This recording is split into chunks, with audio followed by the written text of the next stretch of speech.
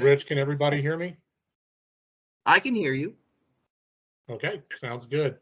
Yes, thank you, everybody. John Goff here, Senior Service Hydrologist, National Weather Service, Burlington. I'm going to go over some flood outlook information with you today, a little bit about some ice jam information and spring flooding data. So let's take it forward from here. Rich, next slide, please. This is the general outline of the next half hour of the information I'll speak to you about. Talk about winter spring flooding, climatology, and causes. We're going to go through two different highlighted events. We'll talk about ice jams, their frequency, favored locations, and how we predict them. And then talk a little bit about the ice breakup versus meltout scenarios during either a winter breakup or a meltout in the late winter spring. Do a recap of our winter so far, and then we will do a spring flood outlook looking ahead the next 2 weeks, and then for the winter as a whole. Next slide, please. So when we talk about winter spring flood climatology, they're generally most common from late February through early April. Excuse me, this is mainly due to snow melt and heavy rainfall, or heavy rainfall only if there's not a lot of snow on the ground. They can occur in the early season from December and January. They're mainly due to freeze up ice jams, or they can occur as both if you do have heavy rain, but they're more common in the late winter, early spring. Here's a list of some more notable events some of you may remember. Christmas time of Otter Creek had the January 2018 ice jam event. We've got an April event in there, April 15th. And so we're not immune to having flooding in the winter and early spring. And multiple and mid-season events are becoming more common. This winter is a little bit more of an exception where we haven't had a deep or prolonged thaw so far. So, but they are becoming more common. Next slide, please. When we talk about the flooding causes, I put at the top there, mainly it's all about the rainfall. Certainly, you do want a normal to above normal snowpack in terms of snow depth and water content within the snow. And you'd like to see substantial ice thicknesses on area rivers. So it's always a race between this breakup of the river ice and melt out. And in terms of a causative event, highlighted by the red rectangle there, you do want a significant warm up because you want to melt some of that snow, or a lot of it, to increase the water flows in the rivers. And when those river rises occur, that'll have the ability to lift, move, and break up the ice and lead to possible ice jams. That's not necessarily what you want, but that's the factors that need to be in place for flooding generally to occur. But I do highlight heavy rainfall there because that's the most important. Generally, if you just have snow melting out gradually on warmer summer days in the late winter, that doesn't necessarily cause a lot of problems. It's too gradual to cause a lot of flooding. You need a lot of snow melt and heavy rain on that snow to lead to those issues. Next slide, please. So I want to talk about two recent high impact events. They were two different events, but they were similar outcomes as it relates to flooding. We'll talk about a mid-season thaw event, heavy rain, snow melt, and ice jams of 2018 January, and then an end-of-the-year event where we had thunderstorms with heavy rain and a total loss of the existing snowpack across the higher elevations in April of 2019. Next slide, please. So this is this January 2018 event. It occurred over about a 2 to 2.5 day period. We had widespread 1 to 2 inches of heavy rainfall. And then we lost about 8 to 16 inches of snow depth, which was equivalent of about another 1 to 2 inches of liquid water melting out of that pack. So when you add that up, it's about 2 to 4 inches of water going into the area rivers and streams. So some of the snowpack did remain, but we lost a lot of it. And it helped move a lot of the river ice and lead to ice jams and certain issues across the area, most notably in the towns of Johnson and Swanton, Vermont. Again, primarily ice jam related flooding. There was some open water flooding as well. And you'll notice some of the rivers highlighted on the left there, the Missisquoi, Winooski, Lamoille, Passumpsic, Mad, New Haven, and the portions of the Connecticut that were affected.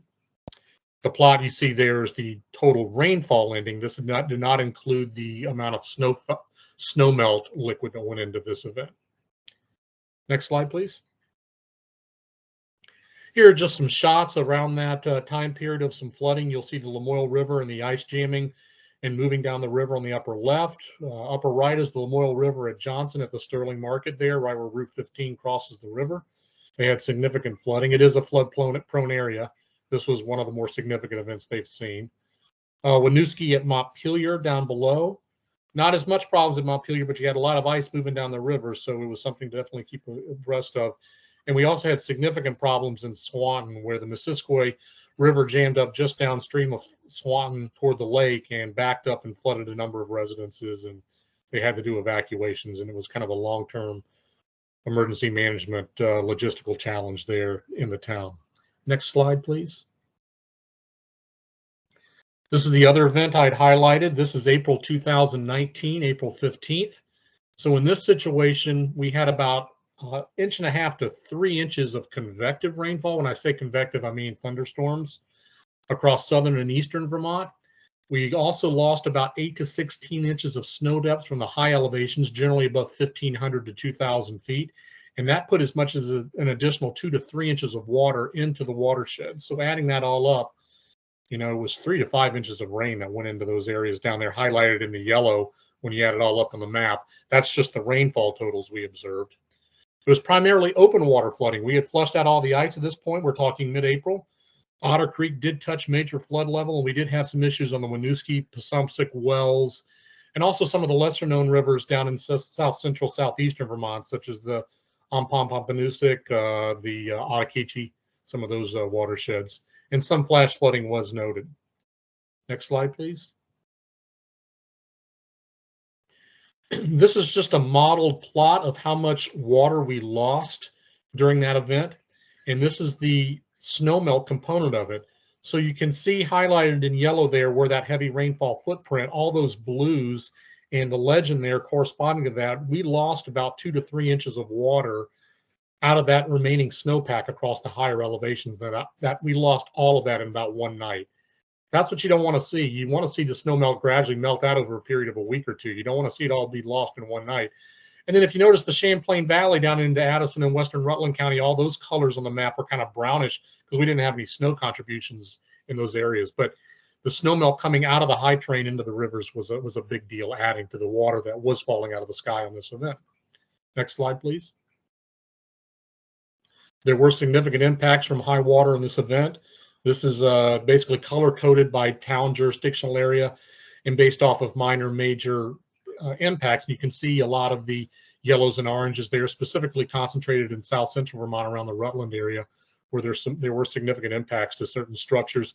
And there's some green and red polygons there on the map. That was the National Weather Service river flood and flash flood warnings issued during this event.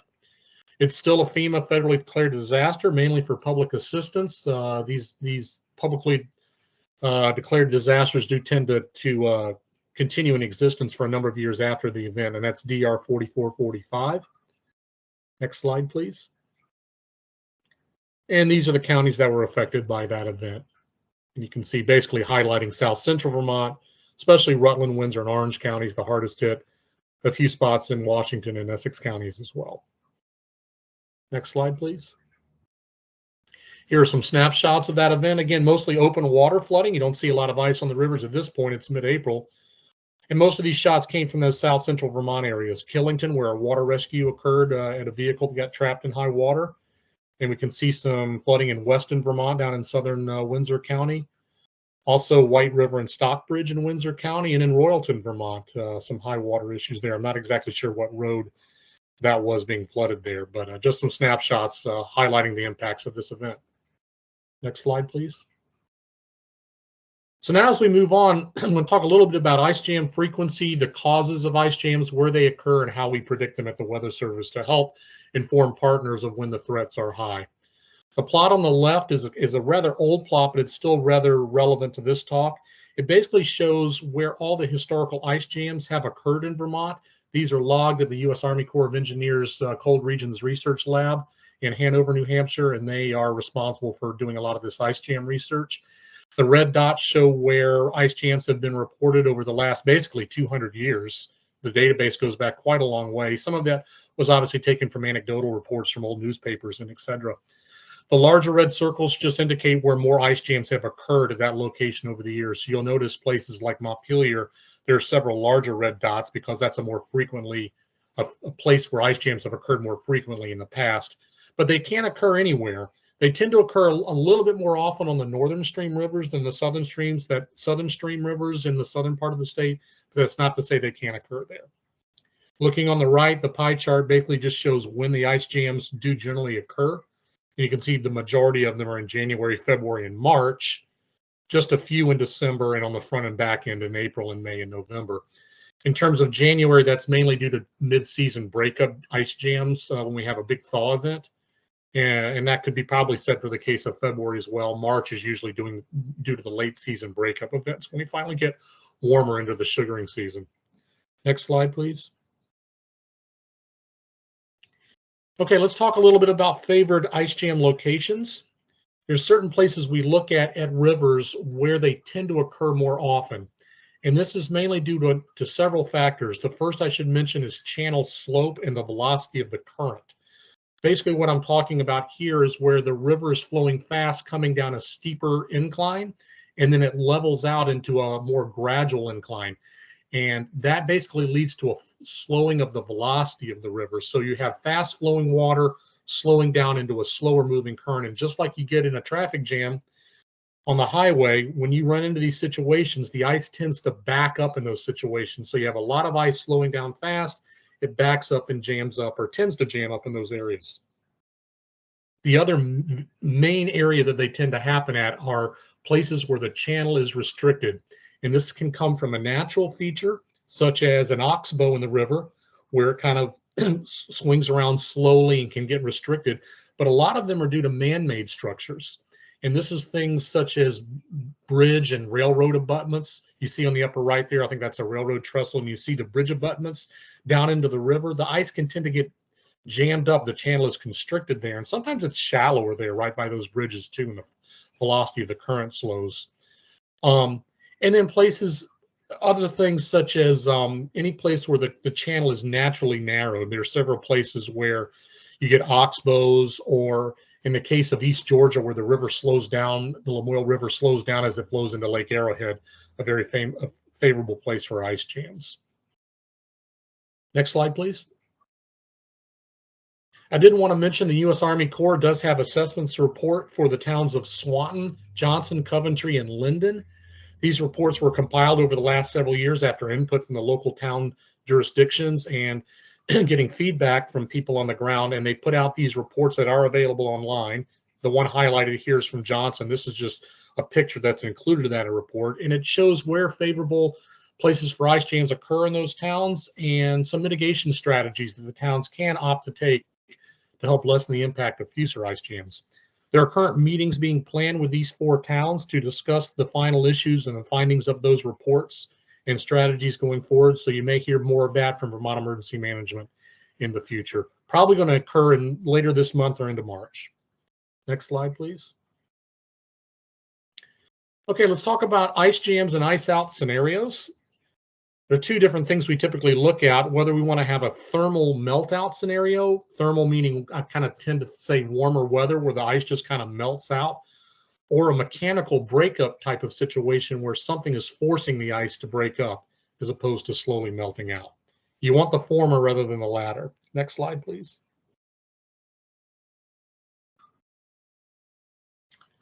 So how do we define midwinter thaws when we may lead to these mechanical breakups? The Weather Service, depending on the office, has a number of rules of thumb that we use. Some of these may differ slightly. What we tend to use here in Burlington is you want at least 12 hours above freezing, but preferably more than 6 hours above 40 degrees Fahrenheit. Another rule we can use is the daily average temperature of greater than 42 degrees Fahrenheit. That's basically just taking your high and low temperature of the day and dividing by 2. That gets you a mean average temperature of the day. If that's greater than 42, that raises flags for us. But it does take time for thaws to impact the river, so the jams are more likely an ice breakup if thaws are greater than 24 hours. If it's a very brief warm-up for just maybe one brief day or 18 hours, probably not going to have as much impact as if you have a multi-day thaw event. Next slide, please. So from a mechanical breakup scenario, this is a picture of the Ausable River in New York when we had a big breakup back in January of that 2018 event. The things you want to pay attention to is, do you have significant ice thickness? If the ice breaks up and it's only an inch deep, it's probably not going to cause many problems. But if it breaks up midwinter or late winter and you got a foot of ice on those rivers, that's a lot of ice to move out of there. So you want an extended period of freezing with limited thawing to get that river ice built up and thick. and then you want a sudden increase in river flow with a heavy rainfall event or with snow melt, and that can lead to those ice breakup type of events. Typically, when we look at ice breakup, one of the other rules of thumb we use at the Weather Service is you need about a three times as much rise in the river as the ice thickness. So what I'm basically saying is, let's say if you have a foot of ice on the river, you want a 3-foot rise, if not more, on the river to cause that ice to break up. The ice is quite elastic and will kind of tend to bow up and bow back and not really give way or crack away if it's less than that. But if it's more than 3 times the ice thickness, then you run a great risk of breaking up some of that, if not all of that ice. And then we start looking for those ice jam sites where the ice stops moving and blocks the channel due to those changes in channel slope, intact older ice cover, a site of an older freeze-up jam, or an impediment like a bridge pier or a railroad trestle or something like that I mentioned. So there's a lot of things we look at. There's always some element of surprise in these events because not all ice jams behave perfectly, and sometimes they jam up in different locations than we typically see. But we also do pay attention to those climatologically favored areas that are prone to ice jams, and that's why I mentioned some of those ice jam assessment reports out by the Army Corps, because those are towns that have been affected multiple times over the years by ice jams. Next slide, please. So when we look at midwinter breakup ice jams, a couple other points. As the cold weather resumes after a midwinter thaw, any old ice jams may settle in place once the water recedes, and those could serve as focuses for ice jams in the future when the final ice breakup occurs in March or early April. And so town managers and EMs, those are, as you know, those are places to always keep an eye on going through the winter. Luckily, we haven't had to deal with that too much this winter. We've just kind of gone into the deep freeze and stayed there. But definitely an important point to make. And it can provide substantial amounts of additional ice for potential downstream jams. So if those old jams do finally break up, that's a ton of ice in a concentrated area that's still got to flush down the river and potentially cause downstream issues. So always very important to monitor those type of things. Next slide, please. And then moving on to the other scenario, which we prefer, is the thermal race out. The thermal breakup or melt out. And this is where you have a lot of mild, sunny, late winter, early spring days. You have cool sub-freezing nights lasting several days, but you're above freezing in the daytime. So think of good March sugaring weather, where maybe you have a lot of highs in the 40s. You have long duration, gradual buildup of warmth. It's still cool, but it's not, you don't have the cold, deep cold of winter anymore with no significant rainfall. The ice gradually thins, rottens, and weakens and melts in place, or sometimes it can form a minor jam, but it's not as usually a big issue. And you begin to get these open channels like you see in the picture shown here. I do want to make a point that sunshine is the biggest role player in rotting out the ice. The warm temperatures play somewhat of a role, but not nearly the role as the higher sun angle and the increased radiation of the sun hitting down on the ice. That's what tends to rot it away. When you do have existing jams that are in place or a cause of concern for towns, they can take some mitigation efforts. That's either mechanical by getting a backhoe in the river and chopping away the ice, though that's not preferred in a lot of scenarios just due to safety. You can also use options as things as spreading leaf debris or some sort of black ashy type material on the ice that will tend to absorb dark material, the sunshine, and heat things up and help melt it out. Or you can even go to an extreme measure of rerouting public wastewater into some of the river channels. That, of course, requires special permitting and other things working through Vermont Emergency Management and other federal agencies and state level to get that done. But those are our options on the table. And I mentioned those because some of that was considered for some of the concerns Montpelier had about 10 to 12 years ago on some ice jamming issues they had there. Next slide, please. So now let's move to the current. Excuse me. We'll go through a winter recap thus far and then move on to the winter spring flood outlook. Next slide. So this is kind of a general recap of the winter so far. I highlight Montpelier, Vermont here, but these type of trends could be easily spoken for and are very similar for Burlington or St. Johnsbury or Rutland or Bennington as well. The main two things here on this plot, and I don't want to get you too lost in this plot, are the two rectangles. And the rectangle on the left basically shows that we started relatively mild, a fairly normal, mild type of winter through the late part of December into maybe the first week of January. That kind of corn-colored bar plot running from left to right across that shaded plot is kind of the normals. And of course, any given day, you're not going to fall exactly in the normal range. There'll be some variation within that. But as you see, once we hit about the 10th of January, so most of you obviously know that we went into kind of a deeper freeze type scenario. We've been quite cold with no real thaws since about January the 10th. That's highlighted by that right rectangle. And you can see from the blue bars and the highs and lows at Montpelier how we kind of had a significant trend downward. And so that's led to significant river ice formation. We do river ice surveys bi-weekly. We did one yesterday. We're waiting to get some of the feedback from that. But the river ice thickness and coverage is pretty solid, and I would say probably 8 to 14 inches on the rivers now. So something to definitely pay attention to going forward. But not had a lot of, not had any really seasonal midwinter thaws so far. Just kind of a mild start, and then we just kind of went cold. Next slide. So from a river ice coverage, the river ice jam threat is probably near normal now as we look through the late winter.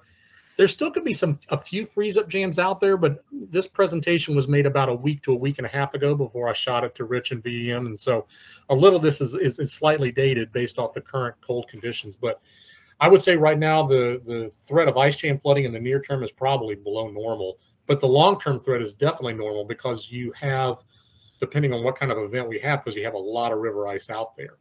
About 8 to 14 inches. 6 to 12 was taken on January the 19th. I'd say 8 to 14 inches now is probably a pretty good rule of thumb. So a long-term near normal ice jam threat, not much of a worry in the near term because we're not seeing a big significant warm-up in the next 2 weeks. Next slide, please. These are our current snowpacks. Again, these were taken about a week ago. Not much has changed. As you know, we missed the blizzard last weekend that hit Boston and coastal New England. But these will change probably pretty significantly going forward. We have a pretty decent snowfall event by our standards going through Thursday and Friday. Probably looking at a solid 6 to 12 inches of snow, something like that. We can handle that, but it's not insignificant. But taking what I'm showing you here, we haven't had much snow in the last week anyway. So your valley floors have about 4 to 12 inches of snow on the ground, shown on the blue plot on the right. Mid-terrain, Northeast Kingdom, 8 to 20, and the higher summits, 20 to 30. The summit of Mount Mansfield and up in the higher peaks of the Adirondacks, it's about 35 to 40 inches. So we're characterizing that as about near normal snow depth in the valleys. It's a little bit below normal in the mid to high terrain. But again, with this event coming up Thursday and Friday, we'll probably trend back closer to normal. And correspondingly, the snow water contained in the pack, shown as the green plot on the right, about 1/2 to 1.5 inches in the valleys, 1.5 to 3 at the mid-level terrain in Northeast Kingdom, and the higher summits 3 to 5 inches. So again, near normal valleys, and right now probably a little bit below normal mid and high terrain, but that's likely going to change. One other small point I do want to make: when we look at snow melt into our models, we tend to look at the low and mid-level terrain as the highest contributor of snow melt into the rivers. The only reason being is your higher summits above 2,500 and 3,000 feet. It's such a limited geographical area to contribute snowmelt to that it doesn't have as much of a contributing factor than the lower terrain and mid-level terrain areas. Next slide, please.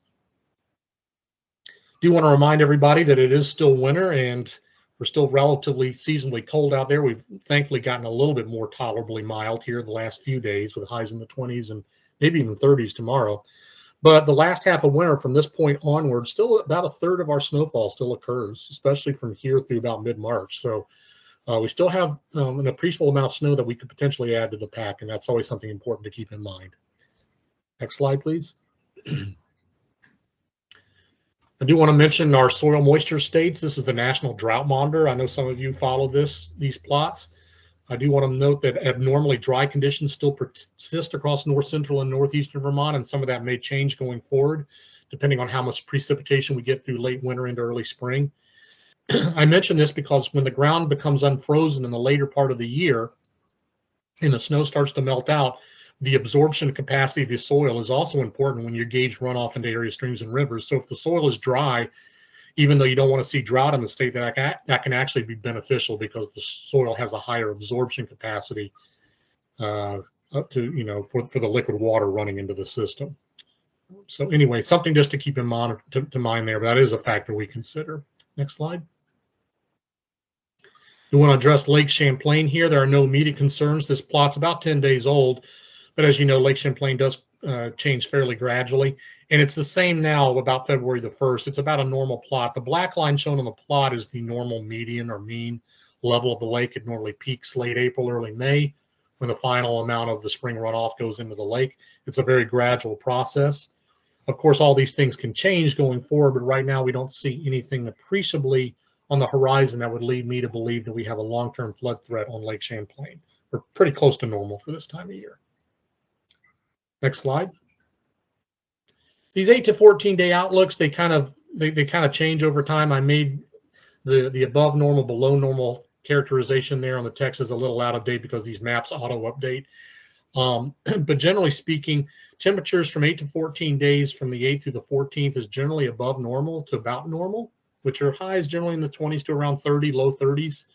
And precipitation is also near normal. When I made these maps a few weeks ago, it was above normal, but that was kind of taking into fact the potential effects of that blizzard we just missed in a few other systems. So about normal snowfall, something like that, and above normal temperatures for the next 2 weeks or so. Next slide, please. So these spring outlooks, flood outlook summaries, they're issued every 2 weeks on Thursday. So it's not necessarily the best time to be showing you the most latest map because this was the best time we could all meet together. And the last one came out a couple weeks ago and the new one's going to come out in 2 days. But in chatting with some of the folks that make these down at our River Forecast Center, much of our area will still be basically probably a below normal threat over the next 2 weeks for any kind of flooding, just because we're going to kind of be generally seasonally cold, and I don't see any heavy rainfall events happening or anything to break up the river ice. In terms of a longer-term threat, I'm categorizing that as near normal because our ice thickness is really high on the rivers right now, and it's pretty thick. So if we did have some hypothetical event out there, it could certainly lead to problems. So I don't want to call that below normal. So 2 week threat, probably not much to worry about going through mid-February. Looking out into March, I'll characterize it as normal, especially for the ice jam flooding, because that could be some issues. Again, always a heavy rainfall at any point, which can change week to week on how the weather behaves. It's becomes a little bit more unpredictable. You get beyond a week or 10 days. That can change things quickly. To always be sure to monitor the future forecast and river ice conditions, and we will keep you abreast through our heads up emails and coordination with our core partners if we do see anything on the horizon that may drive a larger concern for flooding going forward. Next slide. That's all I've got. At about 2 minutes ahead of time. If anybody has any questions, that would be the time to let me know now. All right, thank you, John. So, folks, if you have questions, please raise. Yeah. Is it there somebody with a question? We would like you to raise your hand and let me call on you if there's a question. I'm not seeing any, and I'm not seeing anything in the chat today. So I think, John, great presentation. As I mentioned in the group yesterday, I do remember the Lake Champlain flooding and the annual warm-ups that we typically have in January. I actually was watch officer last week, and part of the reasoning in the back of my mind that I picked the end of January was, oh, that's when we'll get a thaw and we'll get a little flood. Why not? Luckily, we missed that. So let's keep that on track.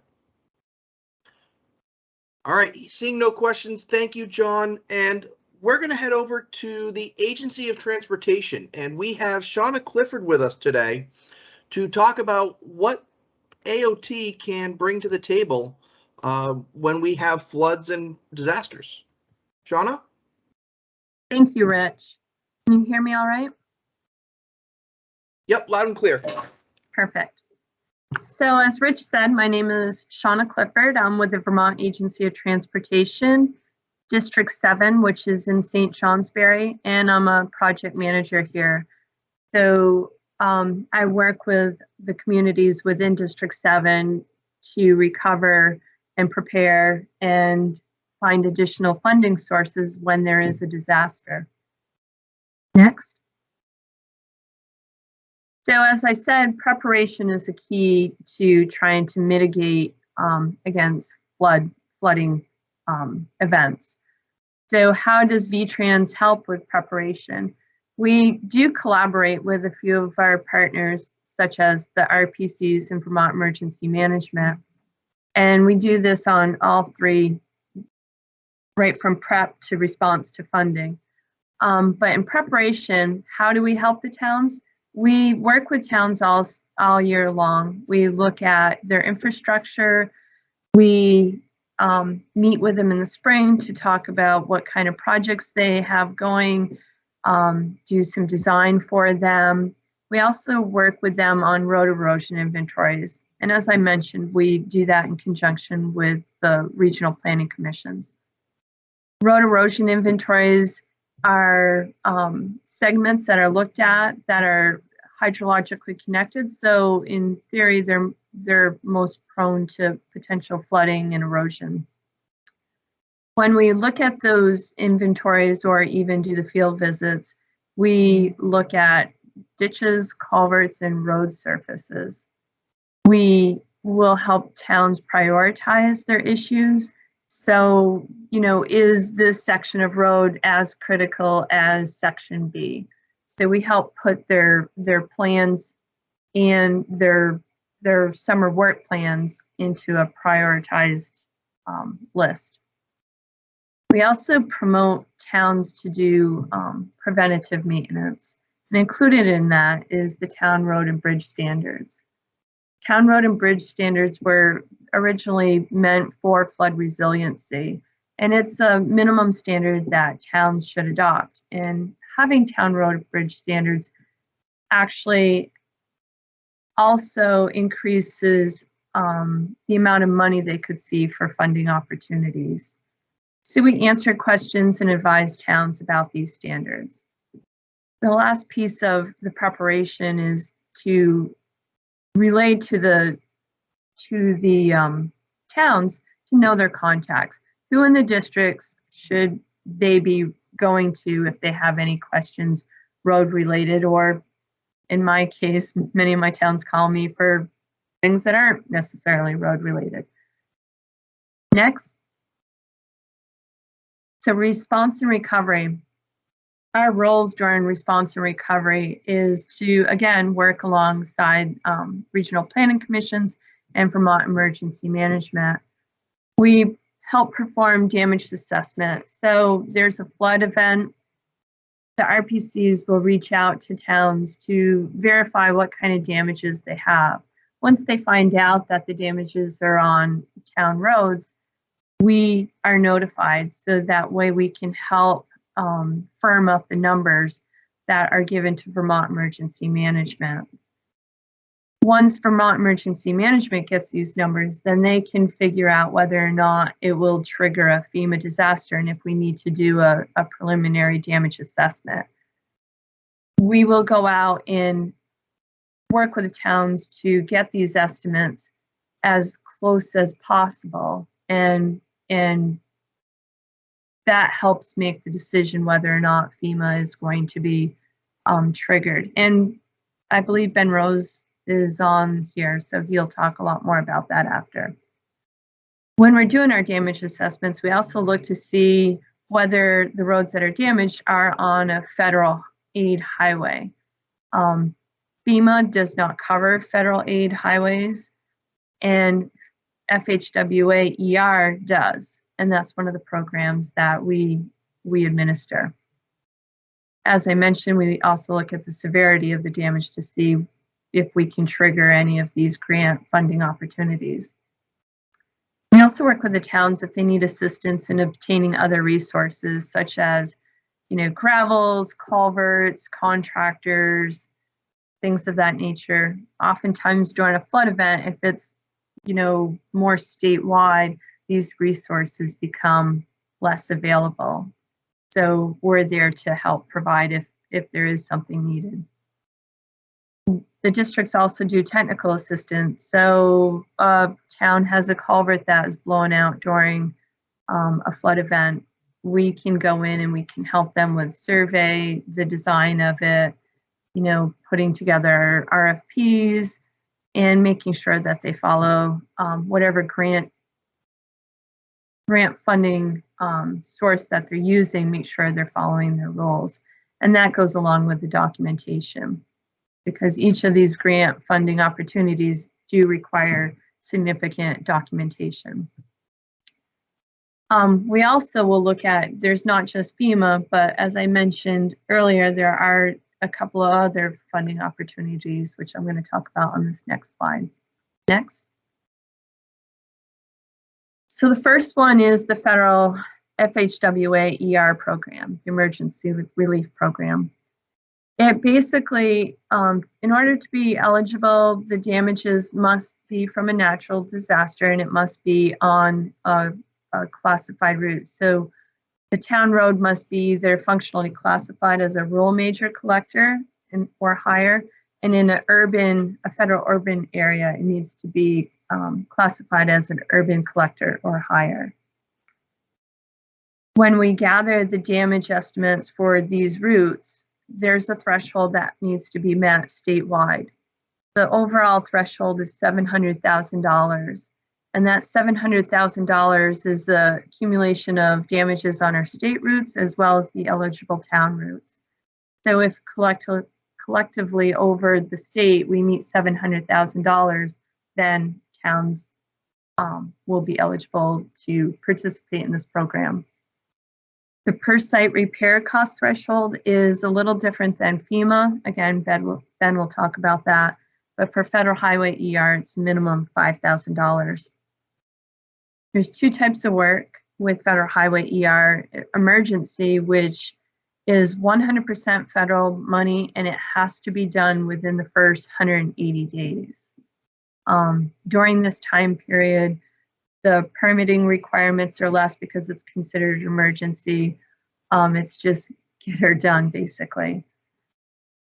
And you can do permanent repairs during that 180 day emergency time period. So that's why I say get her done. The other type of work is permanent work, and that begins on the 181st day of the disaster. So if you don't have your work done by 181 days, now it's all permanent, which triggers more permitting. So you have to get your categorical exclusion, NEPA documents, all right-of-way clearances, and it just puts a little bit more burden on the towns. In addition, the split is different. So it's no longer 100% federal. It's like 81.27, and then the town picks up. That may not be exactly the split, but it's pretty close to that. Next. The other funding source is the Town Highway Emergency Fund. This is purely state money, so there's no federal money at all involved in this. This is sort of like the last option. So if FEMA doesn't cover damages and it's not eligible for federal highway, then it is possible to be funded through the Town Highway Emergency Fund. And in order to do that, the damages must meet a deductible of sorts, which is 10% of the town's winter maintenance budget. Every spring, the districts go around to their towns and they do what they call an annual financial plan. And one of the reasons why we do that is for this. So we will be able to, at a moment's notice, work with the town and let them know if the amount of damages they have will trigger the town highway emergency.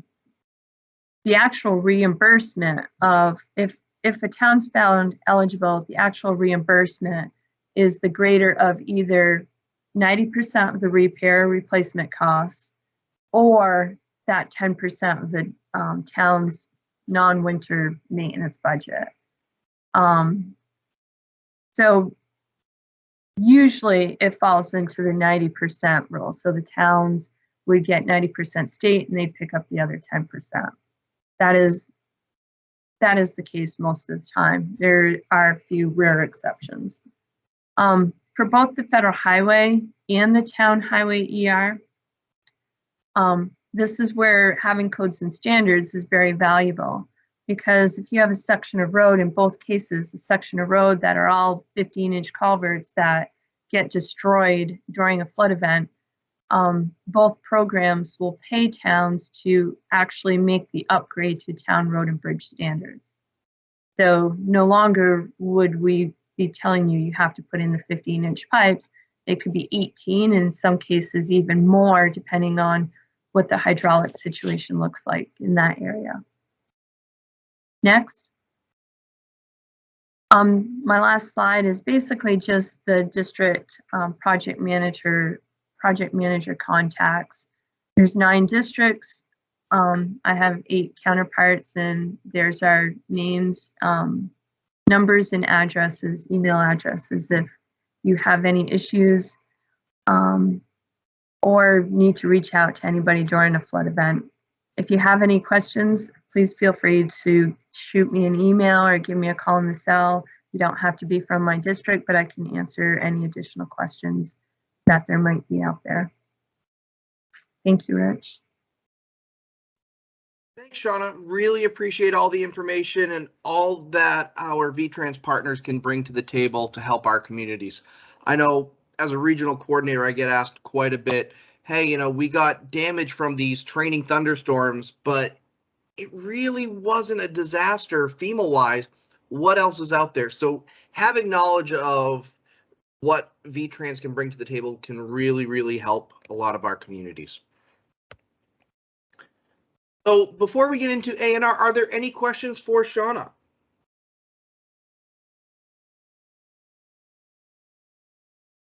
Seeing none, hearing none, I do just want to call out that Harry and Hillary have put some contact info into the chat for national weather and for your VTrans district. As Shauna said, feel free to reach out to her, or if you know your VTrans district, those contacts are in the chat. Just click on that image and you'll have access to whoever you need to for VTrans.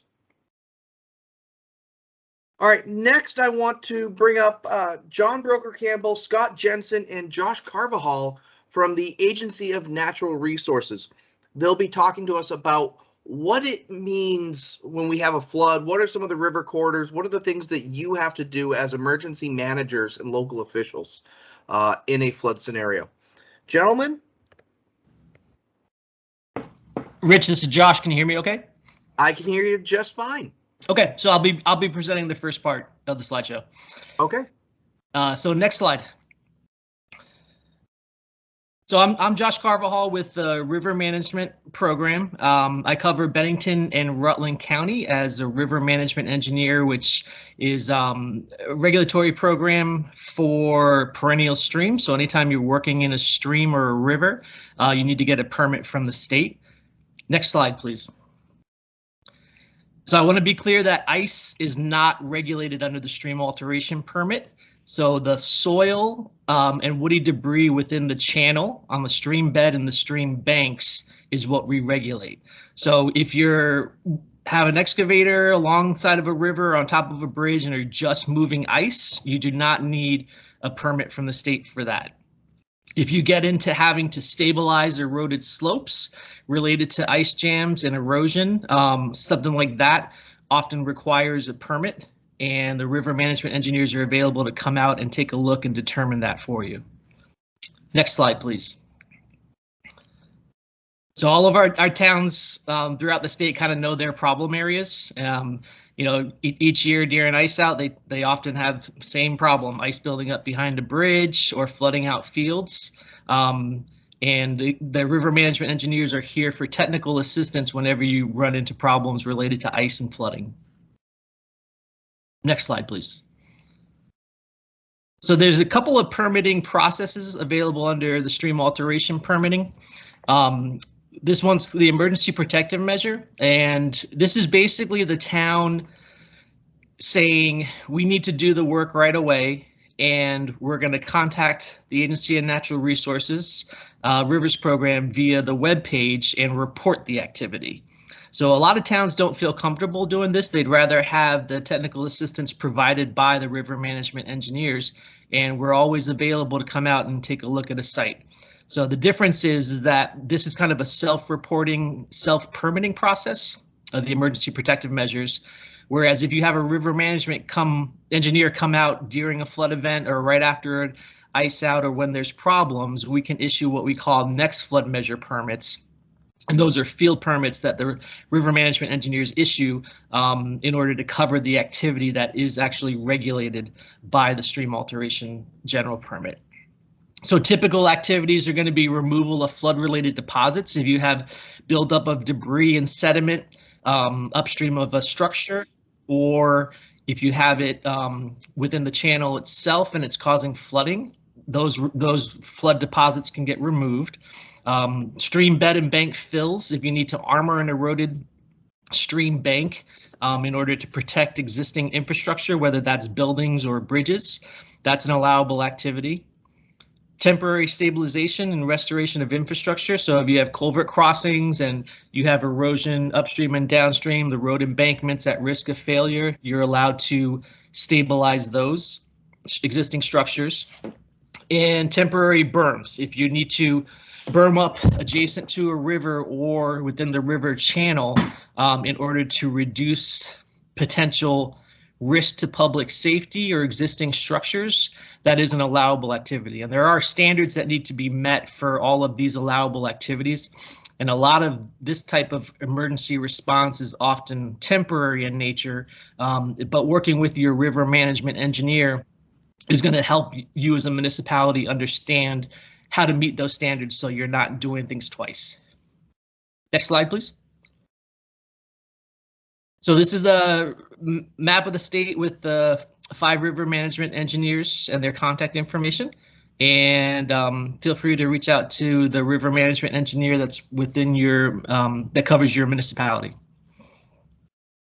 So I'm going to pass on the slideshow to John Broker Campbell now. Great. Thanks, Josh.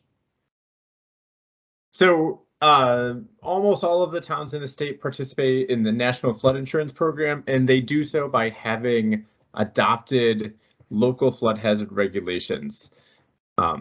So the really boils down to, if you're doing work post-disaster, you probably should get a permit. Go ahead, Rich. You can, thanks. So there's a couple of big triggers for local permitting. One is, are you within the regulatory floodway? So if we're looking at that image on the upper right there, that red hatched area, that's really the area of no new encroachment. So if we're talking about riprapping a stream bank, for example, you can put riprap back where it was, but it can't go any further into the stream bank without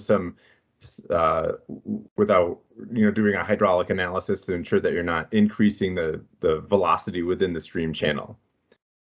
So you can find those maps at the Agency Natural Resource Atlas. If you just Google ANR Atlas, it'll pop up, or you can find them at your town office. Go ahead. So again, permits are needed to avoid increasing the risk of flood damage. Every town that has floodplain regulations should have a floodplain administrator. It's often the zoning administrator. If you're not sure who it is, I'd encourage you to call the town clerk, the town administrator. Somebody will know, and it's important to contact them prior to doing any work. Thanks. Go ahead. And that's it. That's the floodplain manager map for DEC. Again, just like Josh said, contact the appropriate person, or if you know one of us, we can always point you, maybe give you a quick answer and then point you to the appropriate person. Thanks.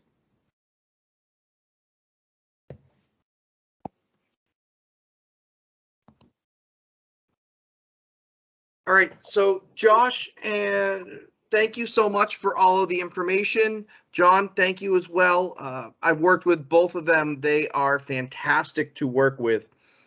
So just quick, any questions for the river folks? Any question about working in a waterway? Okay, I'm not seeing or hearing any, so we're going to go right over to the National Guard, and I'm very happy to introduce Major Jeff Lee, as well as our new Director of Military Support, Lieutenant Colonel Gallipo. Gentlemen? All right, so he's going to be on another meeting next door again.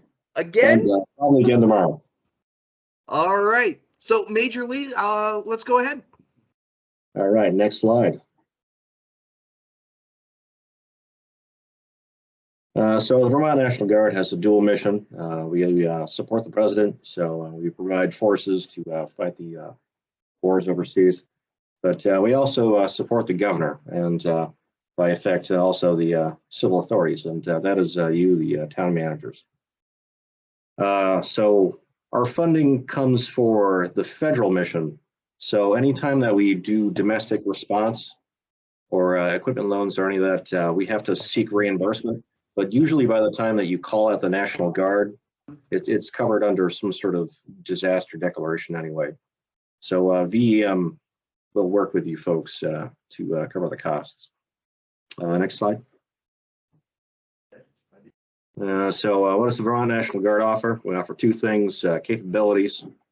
So that's personnel, equipment, and doing something like helicopters. And we also have equipment leases and loans. And it broadly falls under 11 different categories, which you can read there. Next slide.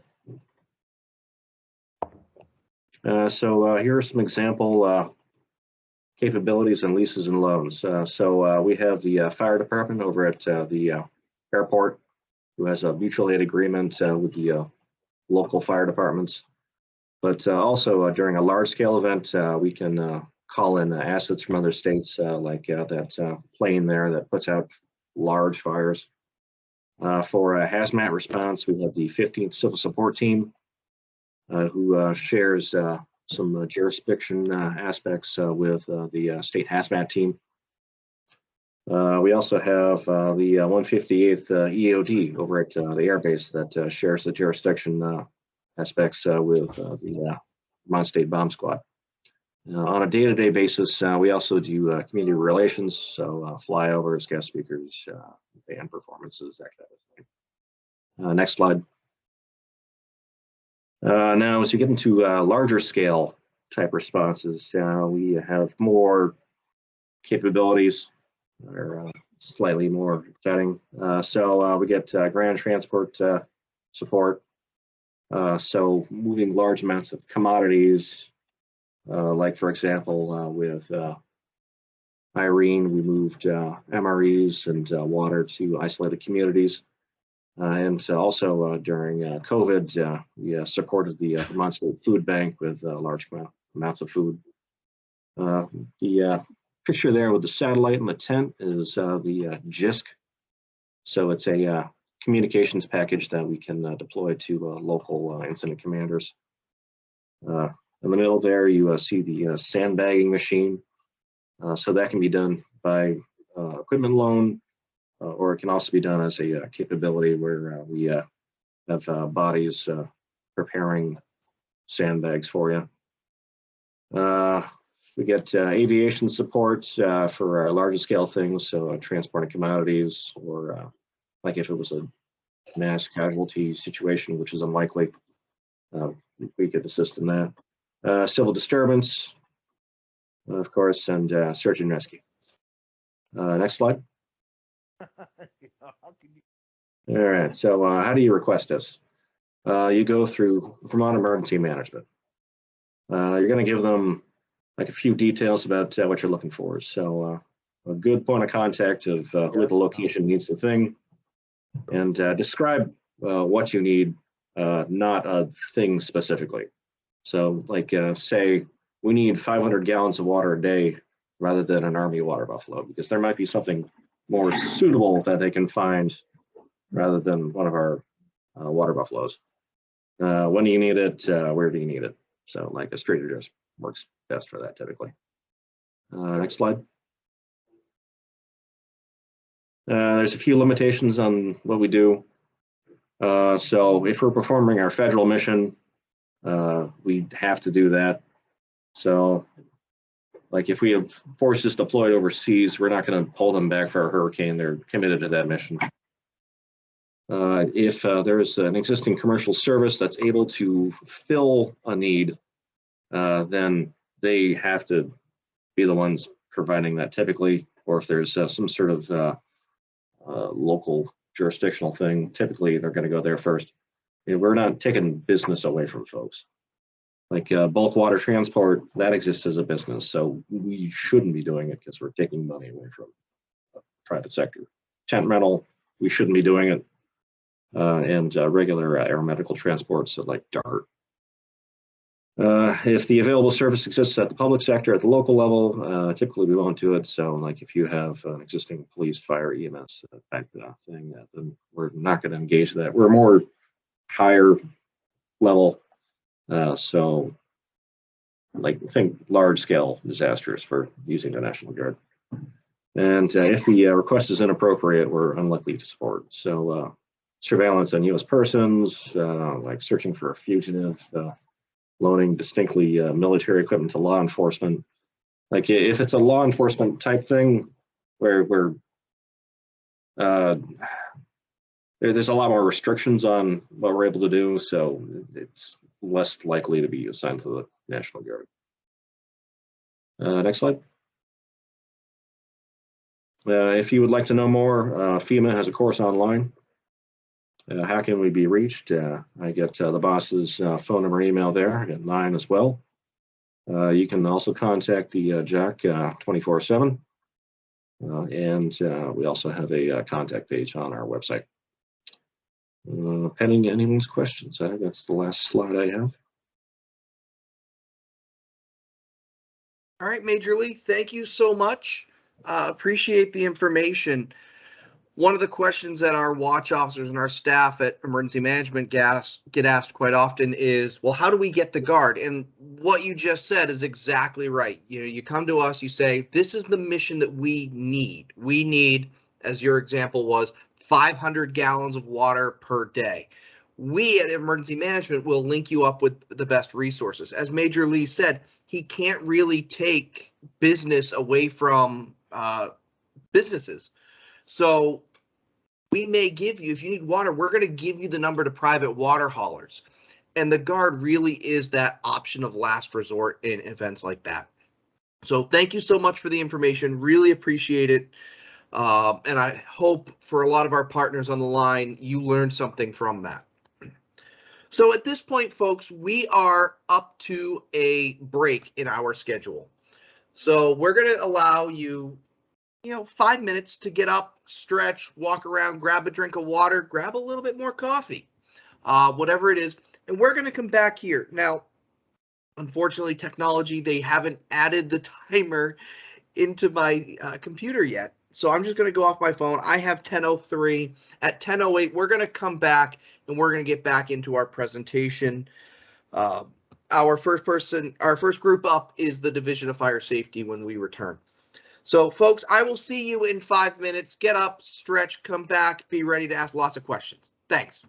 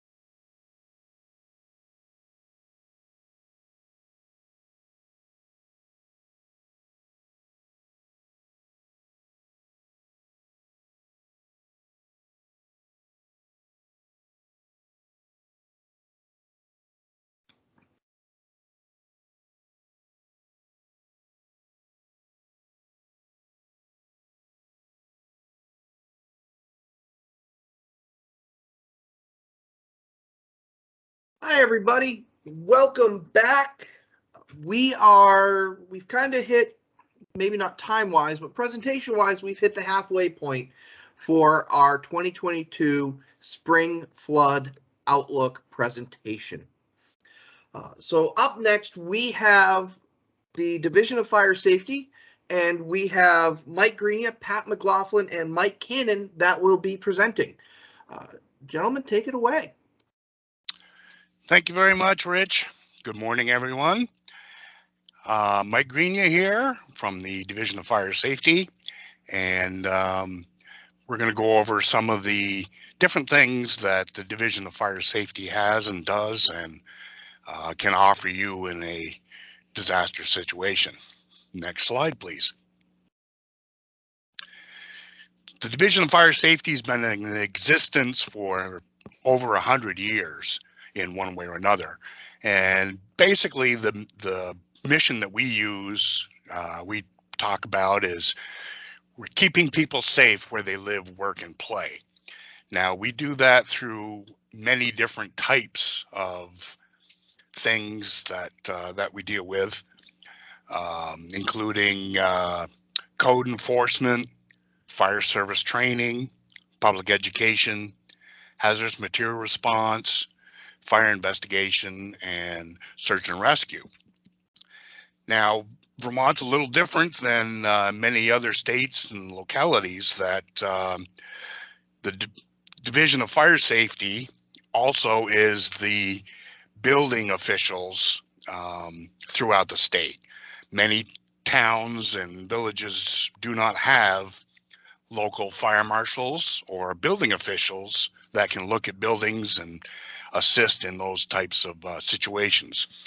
So the Division of Fire Safety fills that role. Next. During disasters, we have special operations that take place.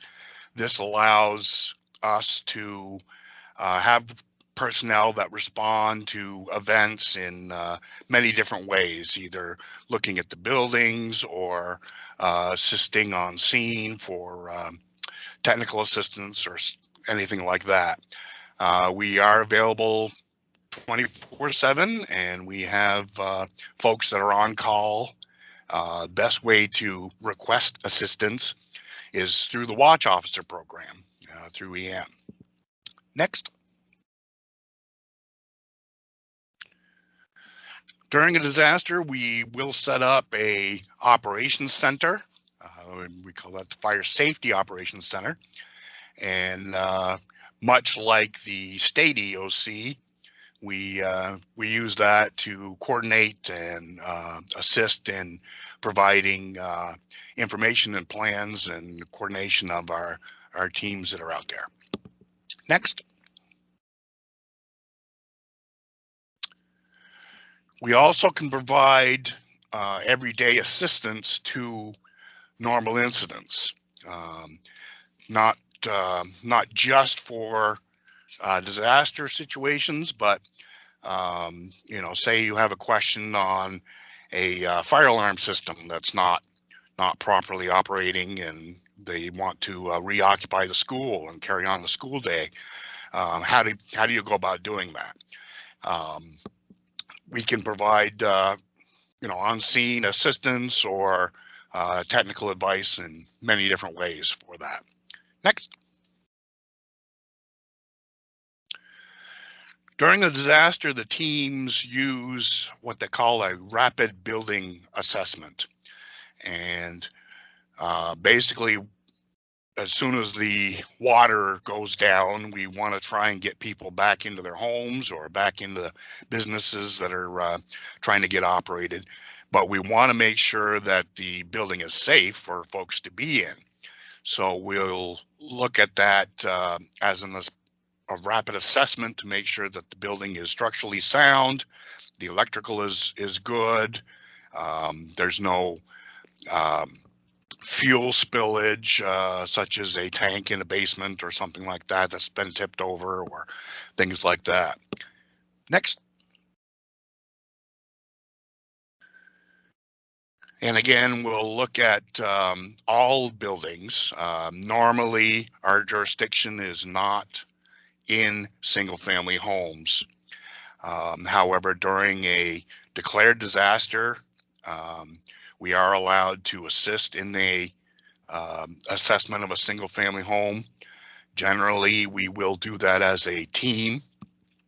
We'll have folks, you know, from Red Cross, from local officials, fire department, folks like that to go out and look at the different buildings. Next. We use a rating system, a national rating system, and these are posted on the building, and it's a informational thing to warn folks that there is maybe unsafe conditions there and that they are not able to occupy that structure, or that it's not structurally have a structural issue, but there may be something else that's a hazard there. So we use this system to show folks that of the possible problems there. Next. We also are able to provide a destroy order. There's this is also made available to local municipalities. In state law, it allows the local municipal building inspector or health officer, fire marshal, zoning administrator to declare a building unsafe and must be torn down. Again, here is the link for you to download that worksheet and permit order. Next. Within the Division of Fire Safety, we have numerous different teams and departments that work together in that mission of keeping people safe. One of those is the Department of Public Safety Fire Explosion Investigation Unit, and we were few years ago we combined folks from Vermont State Police and the division to become a team to go out and investigate fires. It is state law that the fire chief does have the authority to investigate the fire and determine what caused the fire. This unit is basically there to assist them when it's a little bit more difficult to determine what the problem is. On that note, the local fire departments also are required to report any fires to the state, and we use that through the NFIRS reporting system. Next. We also work with the Red Cross quite a bit on disaster shelter safety. And usually we don't have many issues with predetermined Red Cross shelters because they've gone through a process and are pretty well set up safety-wise. Where we do have problems is when we have pop-up shelters or local shelters.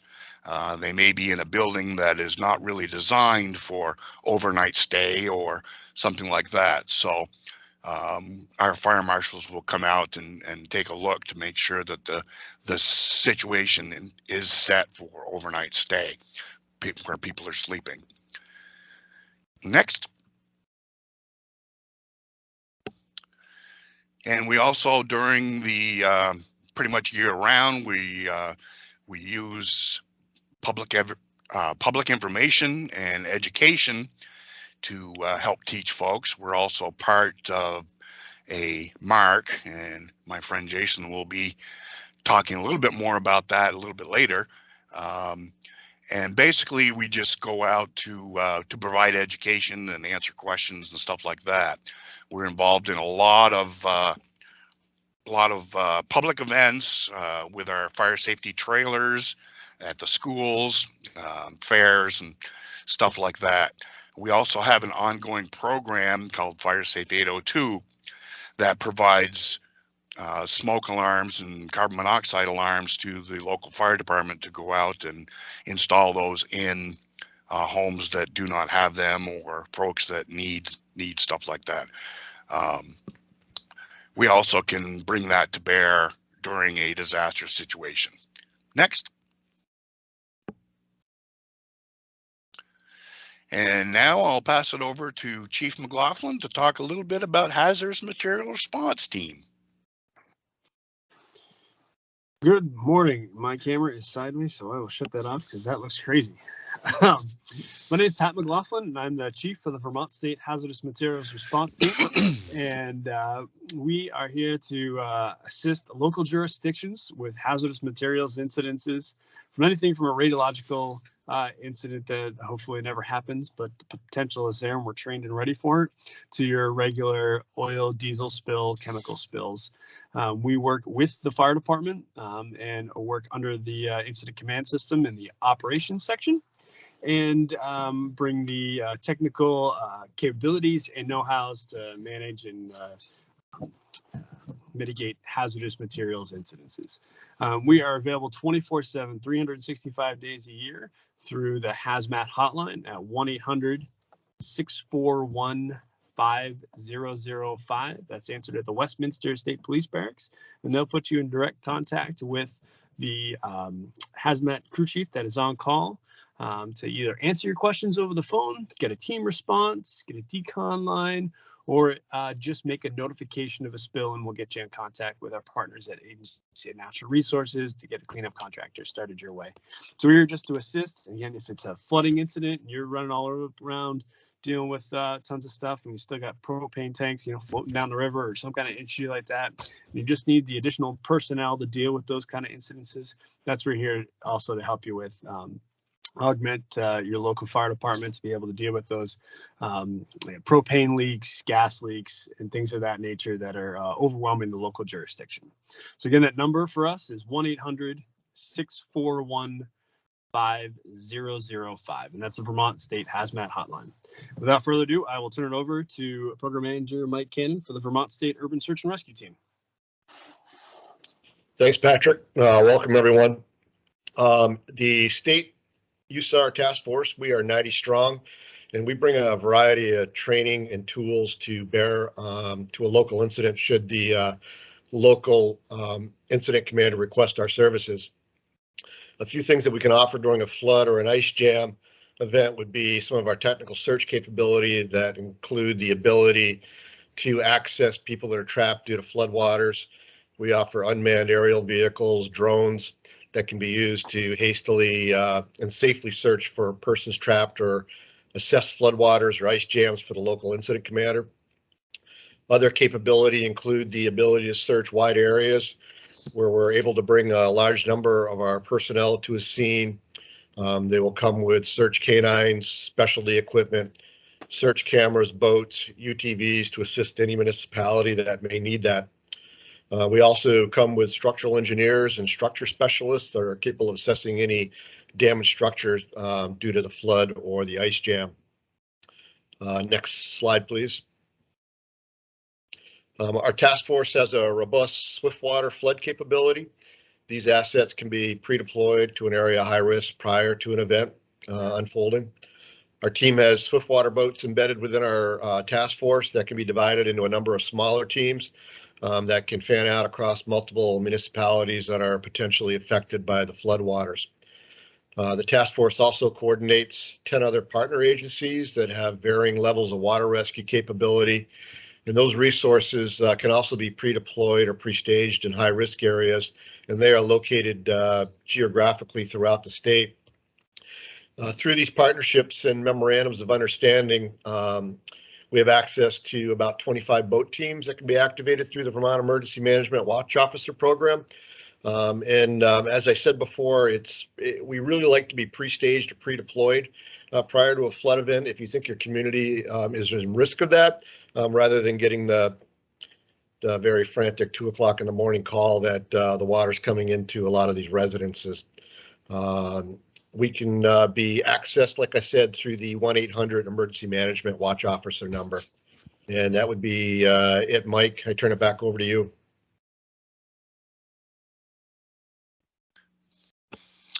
All righty, thank you, guys. We operate out of regional offices throughout the state. The folks in those offices cover the regions, as you see on the map here. And during the day, that's about the easiest way to get a hold of someone if you have a question or something like that.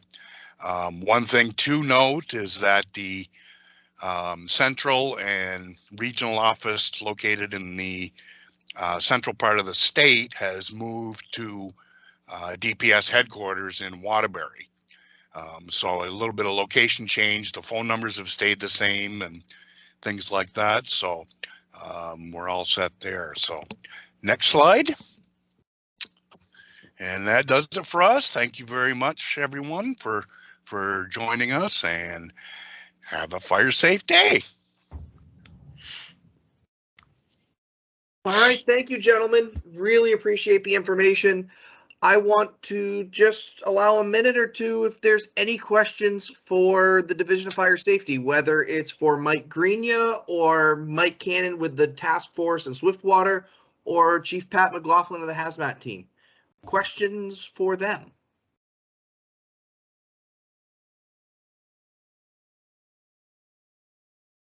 All right, not hearing any, not seeing any. I do just want to call your attention to the chat.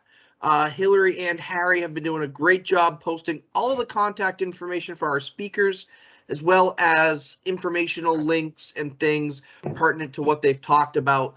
The hazmat hotline is in there, the watch officer number, the Division of Fire Safety regional offices, things like that. They're all available in that chat. Again, at the very top of your screen, the little bubbly thing with some lines through it, click that. That's how you get access to the chat. All right, we're going to move on to the regional planning commissions. Now, there are a whole bunch of regional planning commissions around the state, and they are really extensions of us at Emergency Management. They do a fantastic job for us, working directly with all of you in your communities. We invited Bruce Melendi today to talk to us about the role that the regional planning commissions play in preparedness and response to emergencies and disasters. Bruce, I'll turn it over to you. All right, thank you very much, Rich. Good morning, everybody. I am Bruce Melendi. I'm the Emergency Management Coordinator at Northeastern Vermont Development Association. That is the regional planning commission that serves the Northeast Kingdom. We serve Caledonia, Essex, and Orleans County. Although we don't have the largest population to serve, we have the largest territory. We are responsible for dealing with 52 communities that make up Orleans, Caledonia, and Essex County. Regional planning commissions, as you can see on the map, there are 11 of them. And we're basically political subdivisions of the state, and we're positioned to provide broad services to every Vermont municipality. We do have federal and state statutory responsibilities in transportation, land use, emergency management, brownfields, housing, energy, and economic development.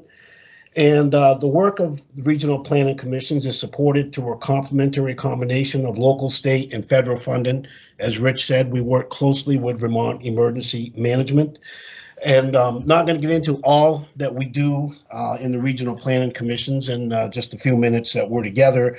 We're going to talk more about how we can help you in a disaster, which in Vermont normally is a weather-related disaster. The first thing we're going to talk about, well, again, is our local emergency management plans. These are required to be updated annually right after town meeting day, because obviously at town meeting day, you could have a turnover of elected officials as well as appointed officials, and by May 1st. And there are basically two types of local emergency management plan. There's what we refer to as a short form, which is what most communities do. As indicated, I work with 52 communities. Out of those 52, About 45 to 46 of them do the short form. There's only a few that do the longer form. The page you're looking at here is what is the municipal adoption form. What we were looking for on this is the obviously name of the community, what date that it was adopted, the NIMS adoption date. That is something that you do not have to update annually. It just indicates that you will abide by the NIMS, the NIMS information to when you are doing your guide, following your LEMP. And then the first contact person we like is your EMD. And then we look for another contact person, which that could be a town clerk, could be your fire chief. Obviously, in a lot of regions, your fire chief and your EMD are the same person. It could be a select board member, road foreman, and then another point of contact. As I indicated, these are required to be updated annually. If there's no changes, and in our communities, a lot of times there aren't any changes. We've had the same people serve on the select board and as the EMD and fire chief and road foreman, and sometimes in the small communities in the Northeast Kingdom, it could be one person wearing about 3 different hats. But anyway, if there hasn't been, if there's no changes to it, then you can just check off there's no changes to it. And we will get that back over to Vermont Emergency Management so they have the information for that particular year. The other thing we look for on the LEMP, we're not going to show it here on the screen. We look for who can activate your Emergency Operations Center if you do have to open it. Where is your Emergency Operations Center going to be? Do you have an alternate Emergency Operations Center? Do you have any contracts with any businesses, if you need to pick up some kind of hardware, lumber, materials, stuff like that? Do you have a contract? Again, most of the communities we deal with at MVDA do not have contracts. They'll have places that they use, but they may not have an actual contract. And that includes like if you need to get food, water, resources like that to your community. If it's a major disaster where the state just can't get to help you right off, and that also includes what do you have a mutual aid agreement with an existing with a neighboring town if you need some resources like a grader or a dump truck or something, and where you're going to get sand, gravel again if the state is tied up and can't help you right off. So these resources or the LEMP can be found if you go to Vermont Emergency Management's homepage. You can find all that information. And again, as it says, it only needs to be readopted if there or it needs to be readopted every year, but it does not need to be updated if there aren't any changes. So that's one of the things that we work a lot on during the year. Again, with having 52 towns, it's hard to get them all done by May 1st. But we do need the town's cooperation to get them done, because I'll do a lot of the legwork, but they need to be adopted by the town. We can go to the next slide, Rich. The other thing we help towns with is local hazard mitigation plans. A local hazard mitigation plan is a lot more in depth than the local emergency management plan. Hazard mitigation planning reduces the loss of life and property by minimizing the impact of disasters. And what we do is we work with a town to identify natural disaster risk and vulnerabilities that are common in that particular area. Again, in Vermont, most of it's weather related. After identifying these risks, they develop long-term strategies for protecting people and property from similar events. And mitigation plans are key to breaking the cycle of disaster damage and reconstruction. If you have, Shauna Clifford spoke earlier from ALT, if you have a culvert that keeps washing out and flooding an area, well, after a while you realize you either need a bigger culvert or need to do something about that. And that is simply part of mitigation planning. Yesterday, I listened in on the on this presentation, and Rich and John Goff were talking about the spring flooding of 2011. And I started here at MVDA in January of 2011. And when I started here, the person whose place I took told me, don't worry about hazard mitigation plans. We haven't really had a major, weather-related incident in a long time, and most towns are not interested in updating their hazard mitigation plans, which they have to be updated every 5 years. Well, we all know, if we remember what happened in 2011, we had major spring flooding, and then, of course, we had Irene. And in one of our communities, we had a lady that was flooded out in the spring flooding, and then she was flooded out again in Irene. And she basically said enough is enough. So she went to her select board and said, well, I want to do a FEMA buyout. And the select board was, well, what is a FEMA buyout? And so basically a FEMA buyout, we won't get into that, but that's more kind of the technical assistance we provide. But in order to do a FEMA buyout, your town has to have an updated hazard mitigation plan. So we worked with that town over the period of the next year to get an updated hazard mitigation plan done for them. One of the first ones we had done in a long time. And that lady was able to get a FEMA buyout. So it is important for your communities to look to see if you do have an updated hazard mitigation plan. We are currently working with about 12 towns to get some hazard mitigation plans done, and we're trying to get all the communities in our area to have updated hazard mitigation plans. Next slide. Again, I indicated we provide technical assistance. These are some of the areas that we do. The hazard mitigation grant program, that's a little different than having a hazard mitigation plan, but you can apply for a hazard mitigation grant to actually get a hazard mitigation plan done. There has been other money available under federal grants that they give out to the regional planning commissions to work on. We provide trainings such as the EMD course, VT Alert. We work closely with our regional coordinator for my area. It's Harry Shopman. We work with the Red Cross that provides exercises on setting up a shelter.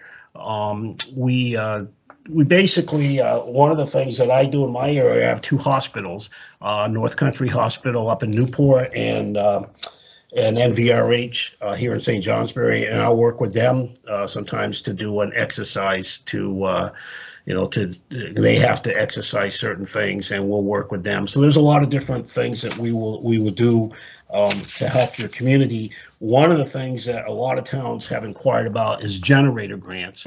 Unfortunately, there hasn't been any money available recently for generator grants, but I have worked with a few towns in my area in the 11 years that I've been here to get a generator for their emergency operations center or for their shelter.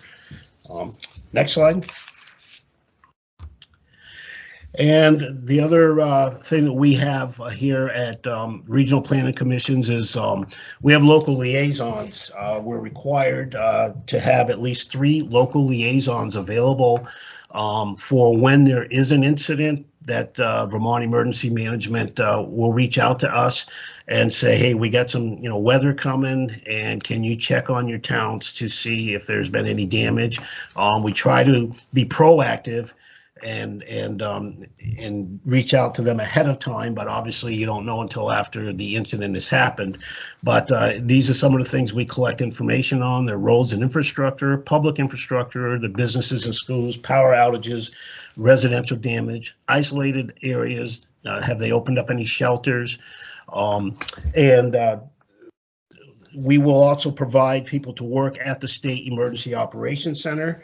Luckily, we haven't had to do that for a while. I think last time I had to work there due to a weather-related incident was Halloween of, I think 2019. And then, of course, in 2020, when COVID hit, and unfortunately is still with us, I did go over there for a day or two when they first opened up the SELC for that.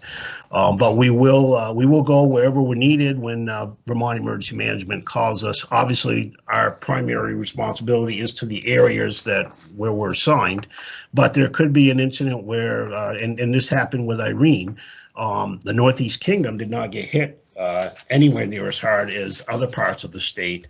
So I really wasn't needed too much in this area, and I pretty much spent the next week or so working out of the SCLC. The initial day, obviously, when Irene occurred in Waterbury, and then of course when we had to evacuate up in the Burlington area.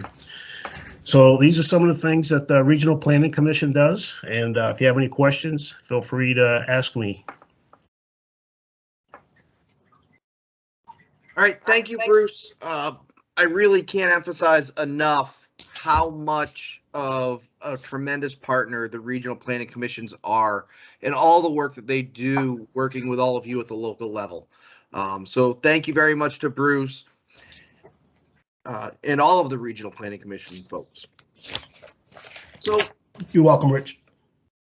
I'm going to go over just a couple of things for Vermont Emergency Management. I'm going to look at it from the engagement section, which is a section that myself and Harry Shopman, Emily Harris, our training coordinator, Hillary, and our exercise coordinator, Eric, are all in, along with Max Kennedy. So first off, here we are. 2 years later, we're still dealing with COVID.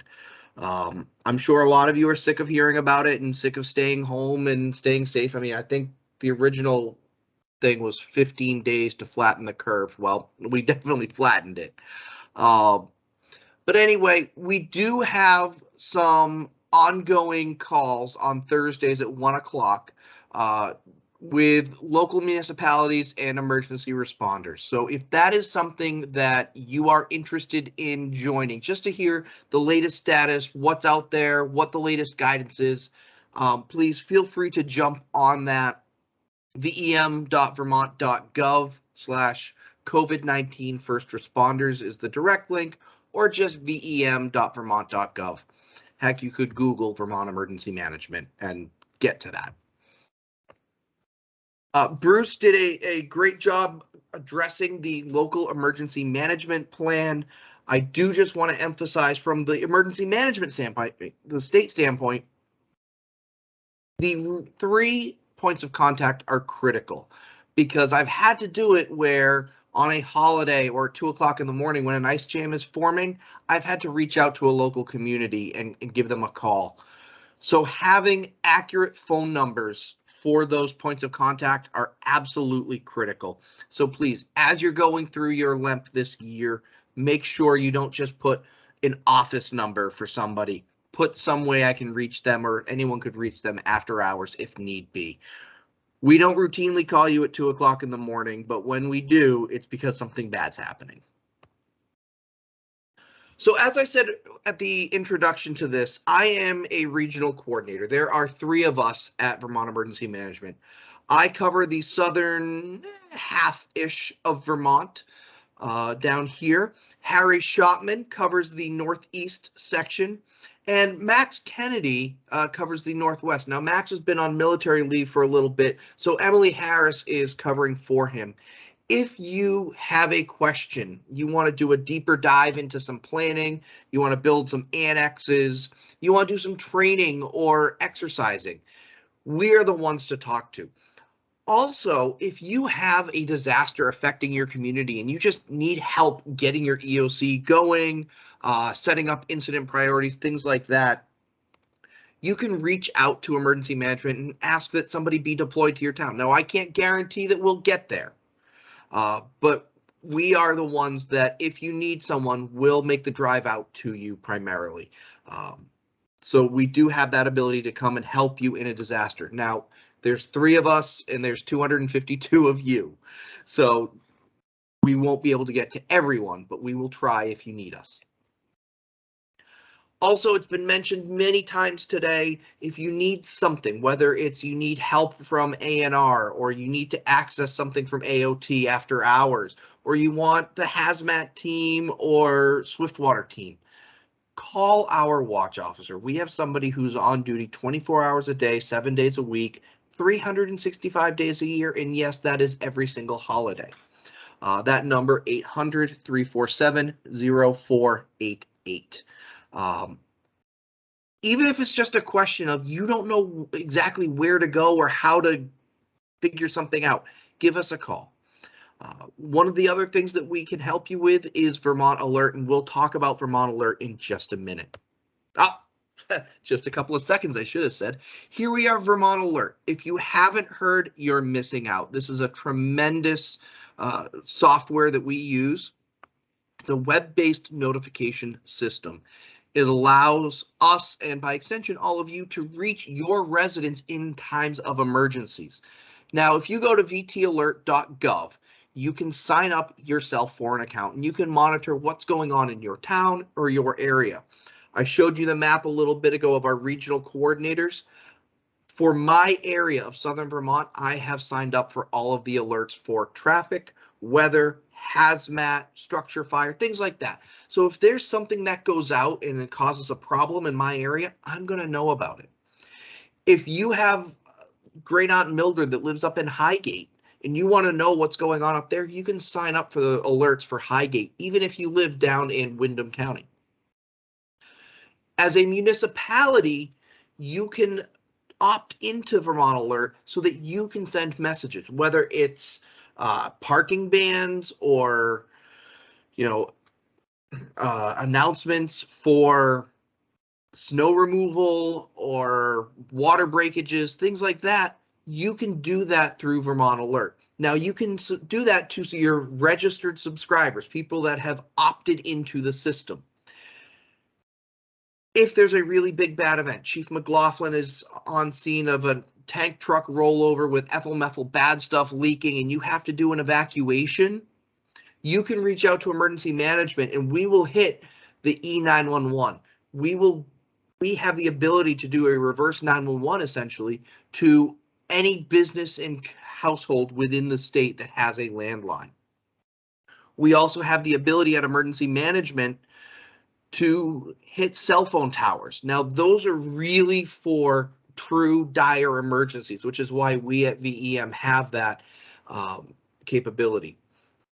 So that is something that is out there. So more information, go to vtalert.gov, or if you want some training for your community on how to use VTalert and how you can send messages in your community, go ahead and reach out to your regional coordinator and we will help you with that. So Bruce talked about how do you report damage. We also heard from Shauna on reporting damages. Damage reporting is very important when we have a disaster or an emergency in our state. So the RPCs, folks like Bruce, work with their VTrans district techs, folks like Shauna, to coordinate all the information coming in through the highways or on that local liaison program. That information is submitted to us at emergency management or to our state EOC if that's activated. For residents, we ask that they call 211 to report residential structure damage. And that way, all of that information is collected at one central point, funneled to Vermont Emergency Management and the State Emergency Operations Center so that we can take a look and see, do we have enough to go after either a public assistance declaration or an individual assistance declaration, or both.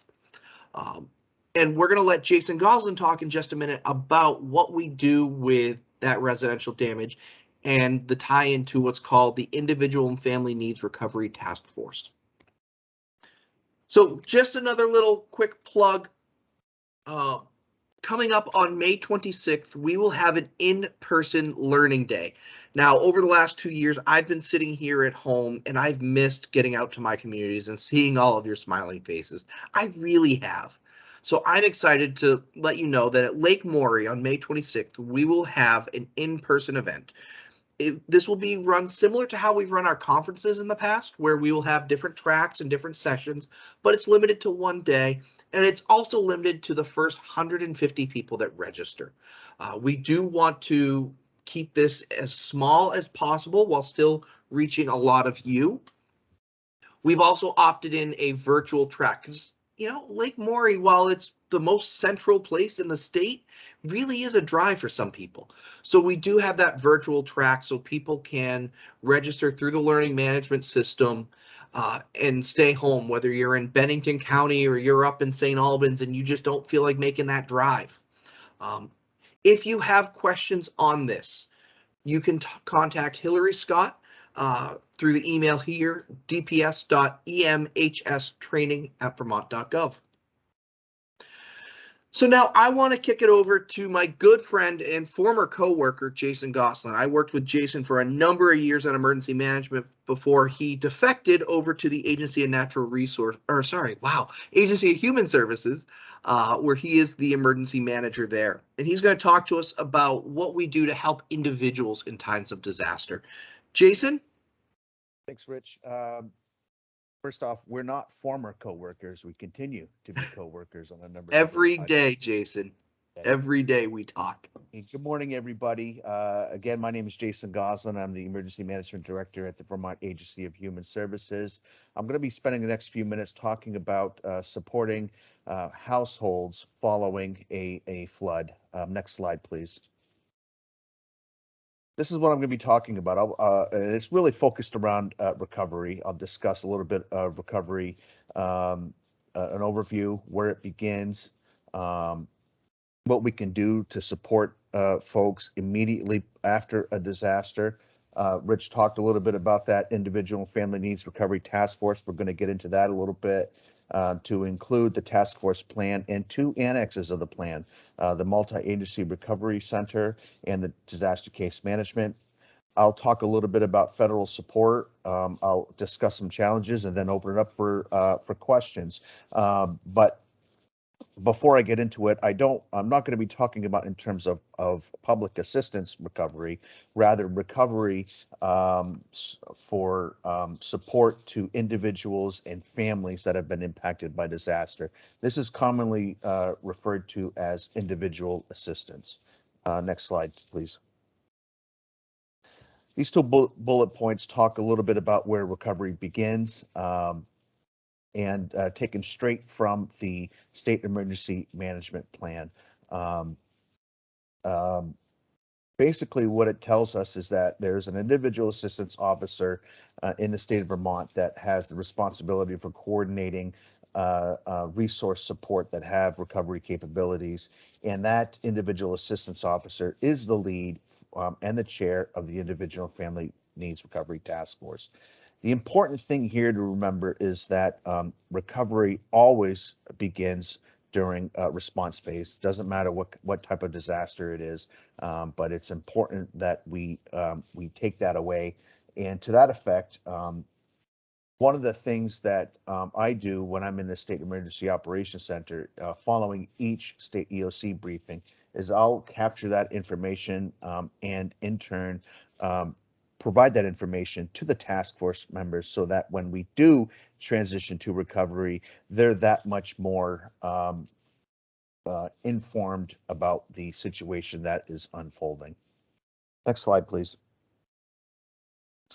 For non-federally declared events, AHS and other state partners, such as the Vermont Disaster Recovery Fund, can provide assistance to those that have been impacted.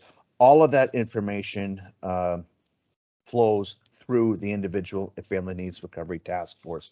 I'll talk a little bit about that in just a few minutes, but just want to highlight that most disasters do not rise to a level of federal individual assistance declaration.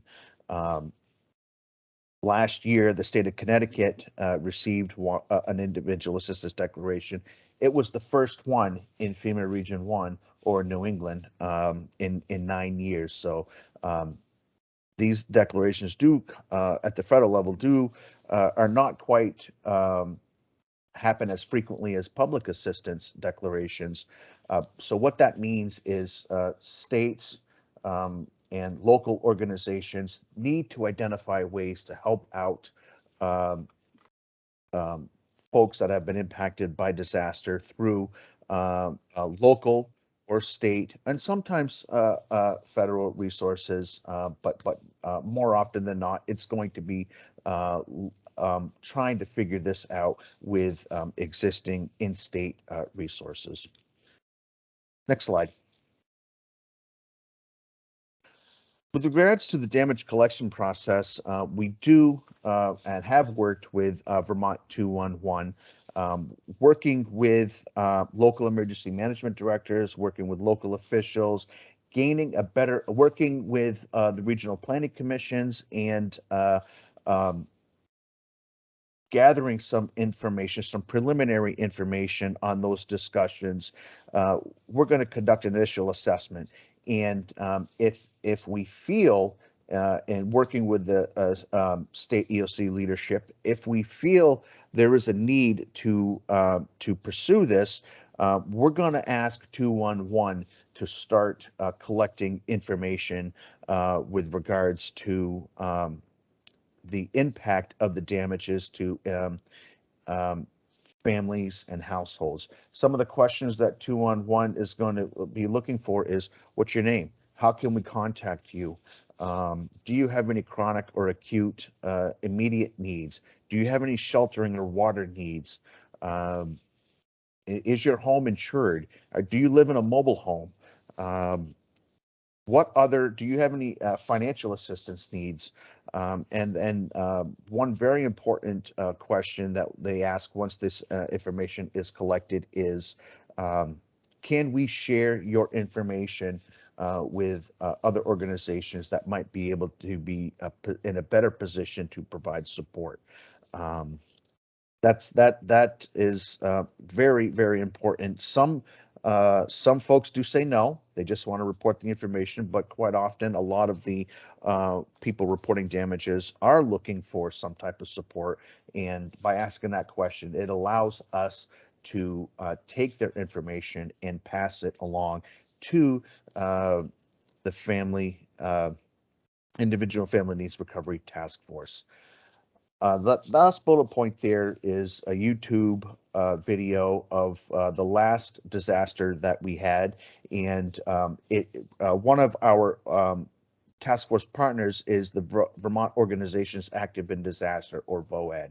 And one of the things that the VOAD will do quite often is, following disaster, is assist us with providing some type of immediate recovery support to families that may be impacted. This video here is a great example of the faith-based community coming together and going out into the impacted area and helping homeowners muck out their basements. And this video captures that event that occurred last year. Next slide, please. The Individual and Family Needs Recovery Task Force is tasked with assisting and identifying and supporting unmet needs for those families that may be impacted. There is a plan in place, and the plan defines the framework that helps out those folks that are in need or that are in need of individual assistance by utilizing existing resources in state, as well as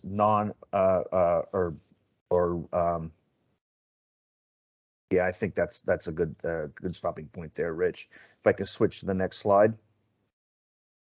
The scope of the task force is to promote safety, health, and well-being of those that are impacted, provide any resources such as food, clothing, and shelter on a short-term basis, as well as support as they transition into a long-term recovery.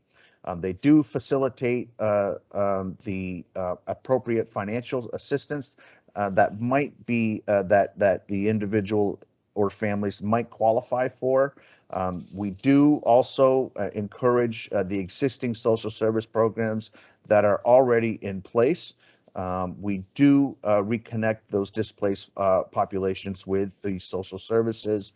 We do protect the health and response and recovery from workers.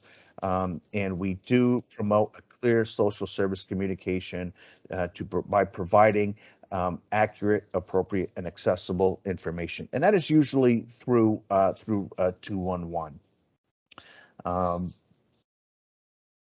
Next slide, please. These are our partners that participate on the task force, and it begins with the Agency of Human Services, as well as most of the departments within AHS, the only department missing here is the Department of Corrections. They really don't have a role in recovery, but certainly the other departments have a very critical role in helping provide support post-disaster.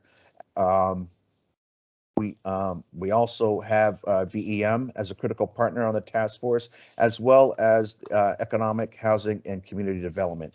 Very important partner here because quite often, if there is a large enough disaster where there is housing needs, that's tasked to this department. So it's important that this department is embedded in this task force. Red Cross plays a big role, as does VOAD. The Vermont Disaster Recovery Fund is a fund that was formed in post-Irene and is still very much in existence and has been utilized post-Irene. We do have community action agencies as well as a representative of the Regional Planning Commission on the task force. Fire safety is a very, very big partner. Because sometimes we might need fire safety to go and look at the electrical within a house or determine whether or not a home is condemnable or not. That we'll ask for the support from fire safety. VOSHA also plays a big role here, as does the Vermont Food Bank, as well as our newest partner, and that's the Agency of Natural Resources, that will help us if there's any damages to wells, and folks might have some questions. We can direct them right to the to ANR to help provide any type of answers that might be needed. Okay, next slide, please. The task force plan has two annexes, one that is written and one that is in the process of being written. The first one that is written is the Multi-Agency Resource Center.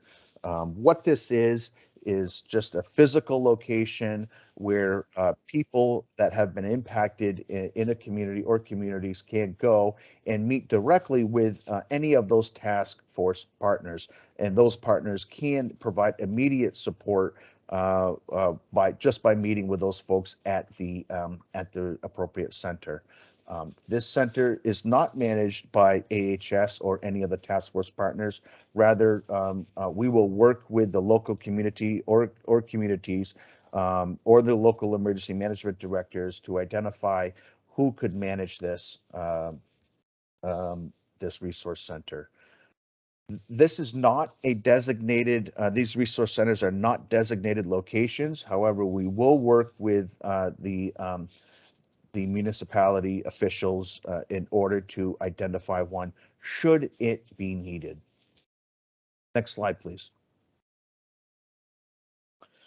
The next annex to the task force plan is disaster case management. And again, the intent was to write this 2 years ago. However, we got sidelined by a couple of different things that are still ongoing, but at any rate, as we transition to endemic and go back to normal life, one of the things I'll be picking up is writing this disaster case management annex to the plan.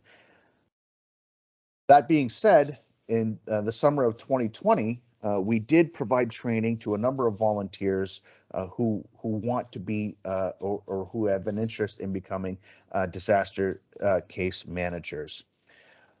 Should a disaster rise to a level where it does require case management or access to the Vermont Disaster Recovery Fund, we will put out an ask for case managers and hopefully we'll get some, but certainly they are needed to access those resources such as the Vermont Disaster Recovery Fund.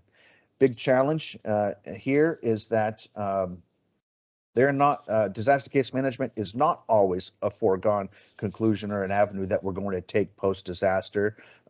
It is dependent upon the situation at hand. So not every disaster is going to require a case management program, which is a challenge for us as we navigate through the individual assistance recovery world.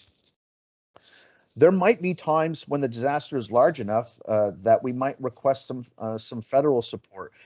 If we think we are going to get close to an individual assistance declaration, which is a lengthy, complicated program, one of our first decisions that we'll be discussing with state EOC leadership is the need to have our individual assistance friends at FEMA come to Vermont to provide us some technical assistance.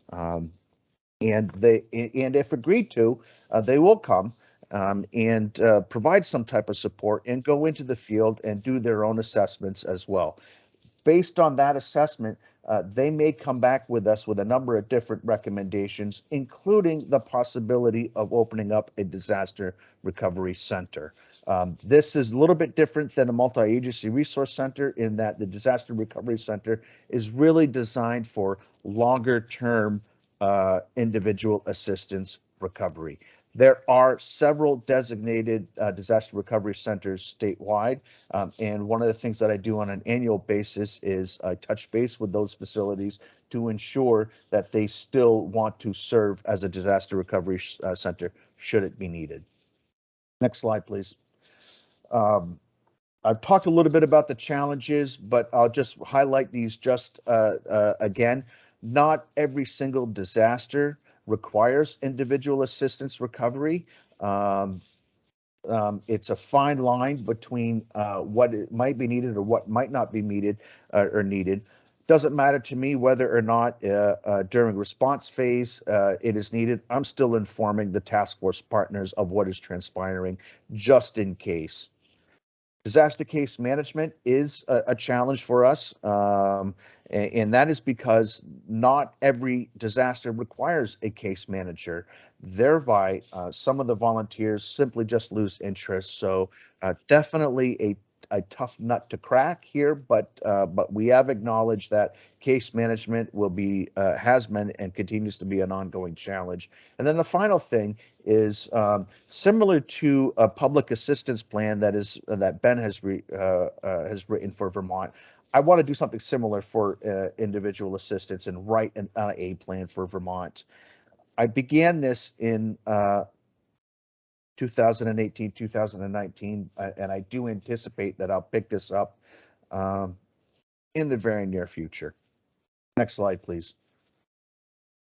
That concludes my report or my presentation for today. My contact information is here.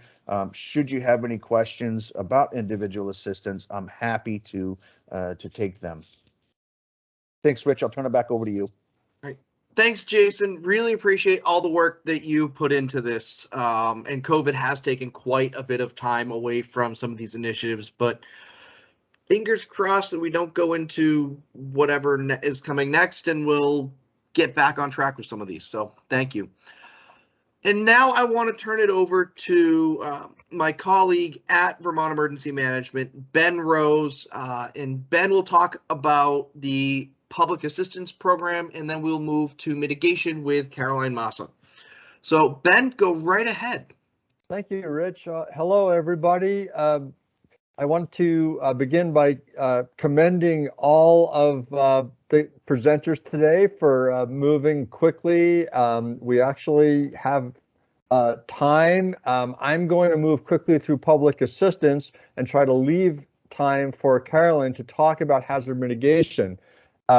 That's important this year because I think we've sort of buried the lead, which is that right now, through the combination of the Arpa funded Flood Resilient Community Fund, which Caroline is going to talk about, which is a brand new state program with 100% funding for hazard mitigation projects, and the increase in the BRIC minimum state threshold up to $1 million of project funding that we have available through the Building Resilient Infrastructure and Communities program of FEMA, and the hazard mitigation grant program assistance money from COVID-19.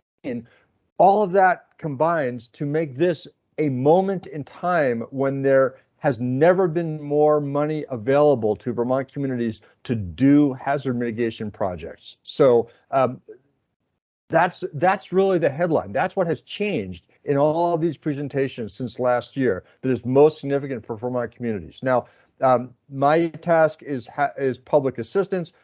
of the 23 people on this call, including half presenters and half non-presenters, you're all old hands. This is not anybody's first rodeo. So this is just going to be a really quick refresher on the FEMA Public Assistance Program. It is a complicated,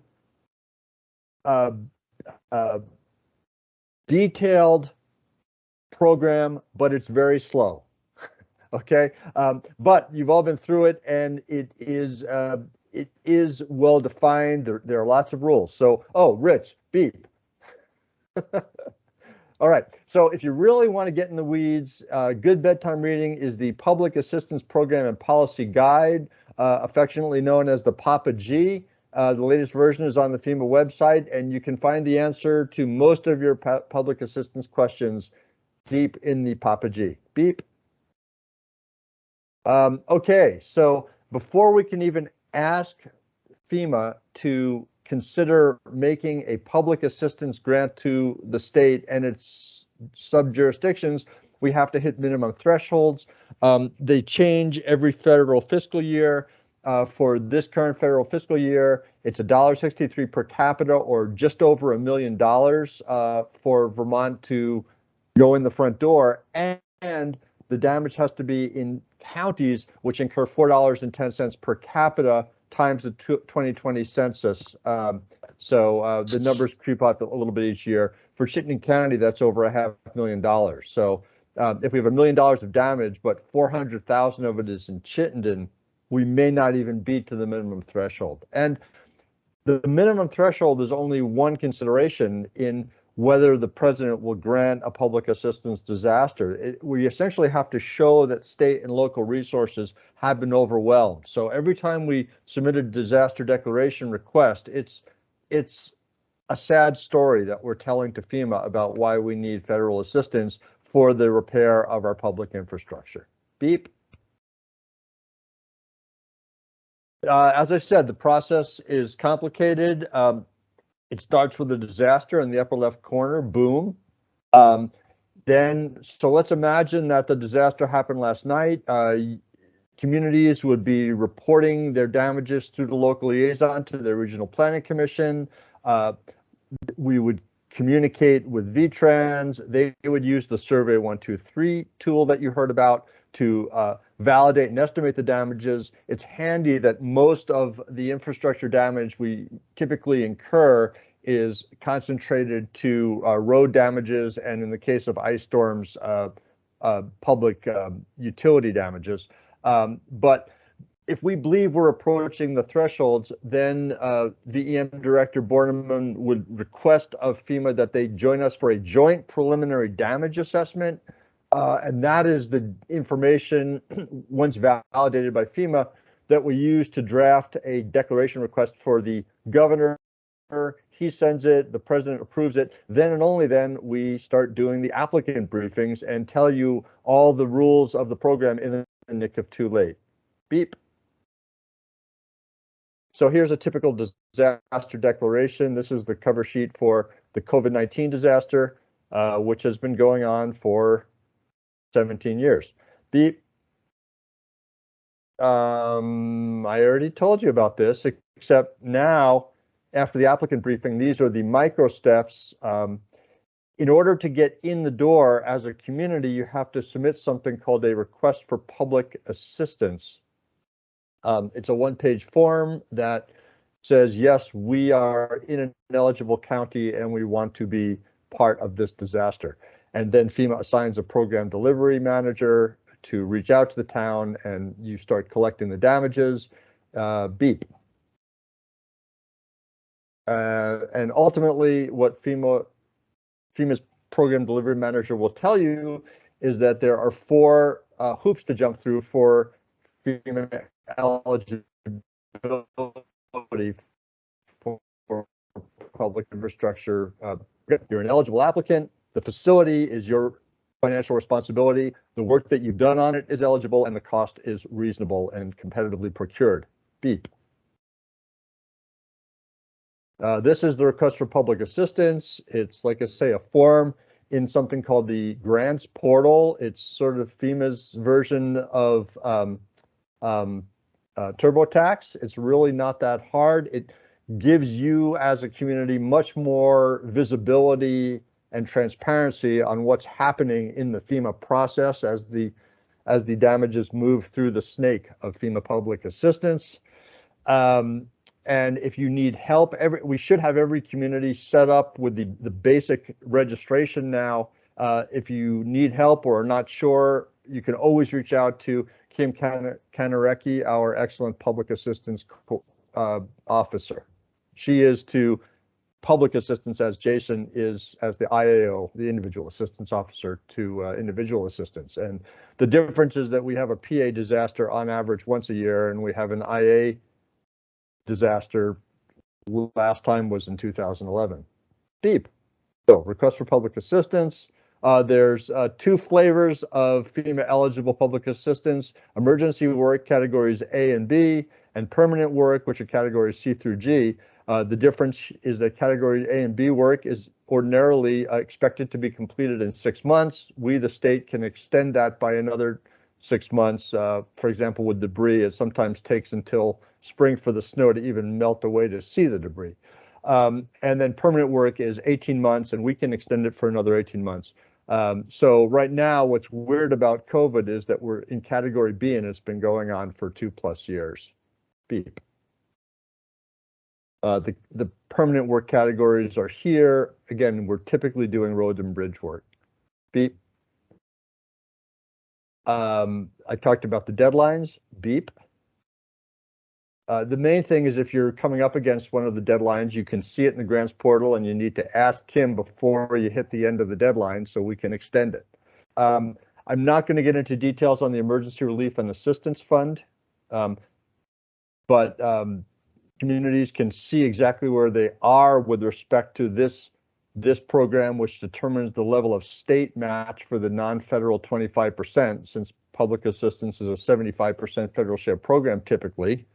Not for Irene, which was 90%, and not for COVID, which is 100% federal share. Beep. But basically go to Flood Ready and type in the name of your community, and you will find out everything you need to know about your ERAF status, whether you have National Flood Insurance participation, whether you have up-to-date local transportation codes and standards, whether you have an up-to-date emergency management plan, and whether you have an up-to-date local hazard mitigation plan. And then for bonus points and the maximum state share, whether you've done anything to address your river corridor in your bylaws or through participation in the federal community rating program. Whew. Beep. And these are the kinds of cool things we can do with public assistance. We can take an old, crappy, undersized culvert that has been squashed or destroyed and replace it, beep, with a much better drainage, which will allow for debris passage and for the passage of aquatic biota, so happy trout, and withstand future storms. More than 2/3 of the culverts that we replaced after Irene have withstood significant flooding events since Irene, in part because we upsized them. The first thing to do when you have a flood, of course, that takes out major drainages is to talk to your A&R river engineer. Ultimately, the reason FEMA is paying for upgrades like this is because they are in compliance with the state's jet stream alteration. So before you do anything that affects your waterways, do it in consultation with A&R and make sure you're complying with the state's rules, which are what get us FEMA funding for upgrades. Beep. There were lots of these success stories after Irene. Beep.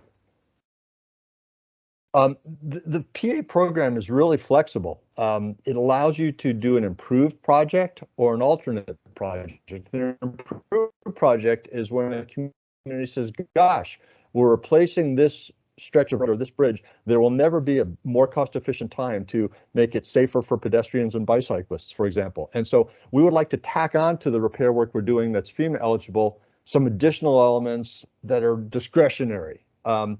And as long as you keep a separate column and track those discretionary costs separately, you can do an improved project where FEMA's participation is capped at the eligible replacement costs, but you decide to go further at that time.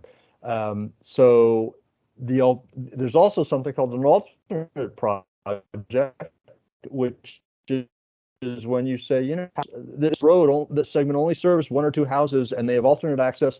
We're going to throw this up and make it a town trail instead. And we're going to take the money that we would have spent improving this piece of infrastructure, and we're going to do something completely different with it. We're going to improve the pedestrian access in our downtown, or we're going to buy a new road. You can do that with alternate project funding. But again, you have to disclose that upfront to FEMA. Every disaster really is an opportunity for the community to think about what will make it more resilient for the future. Beep. I'm going to stop there and leave time for Caroline to talk about the things you can do before the next disaster with hazard mitigation. And you can always reach out to me or Kim Kanareki for public assistance 201. Caroline. Great. Hi, everyone. I'm Caroline Massa, the State Hazard Mitigation Planner. I'm standing in for Stephanie Smith, your State Hazard Mitigation Officer. I'll be turning off my camera in case there's bandwidth issues, but I wanted to introduce myself. All right, next slide, please. So hazard mitigation, what is it? It's basically reducing the need to respond. So removing that vulnerability from the scene. We'll talk a little bit more about Buyouts, which is the project that you're seeing pictured here. There's a variety of different projects that we'll go over. Next, please. So in our state hazard mitigation plan, we're looking at be safe and resilient Vermont in the face of climate change and natural disasters, and our top hazards being flooding and the fluvial erosion that results from flooding and from ice jams can cause that flooding or intense precipitation events, which we're seeing more and more of. Next, please. Mitigation projects, next.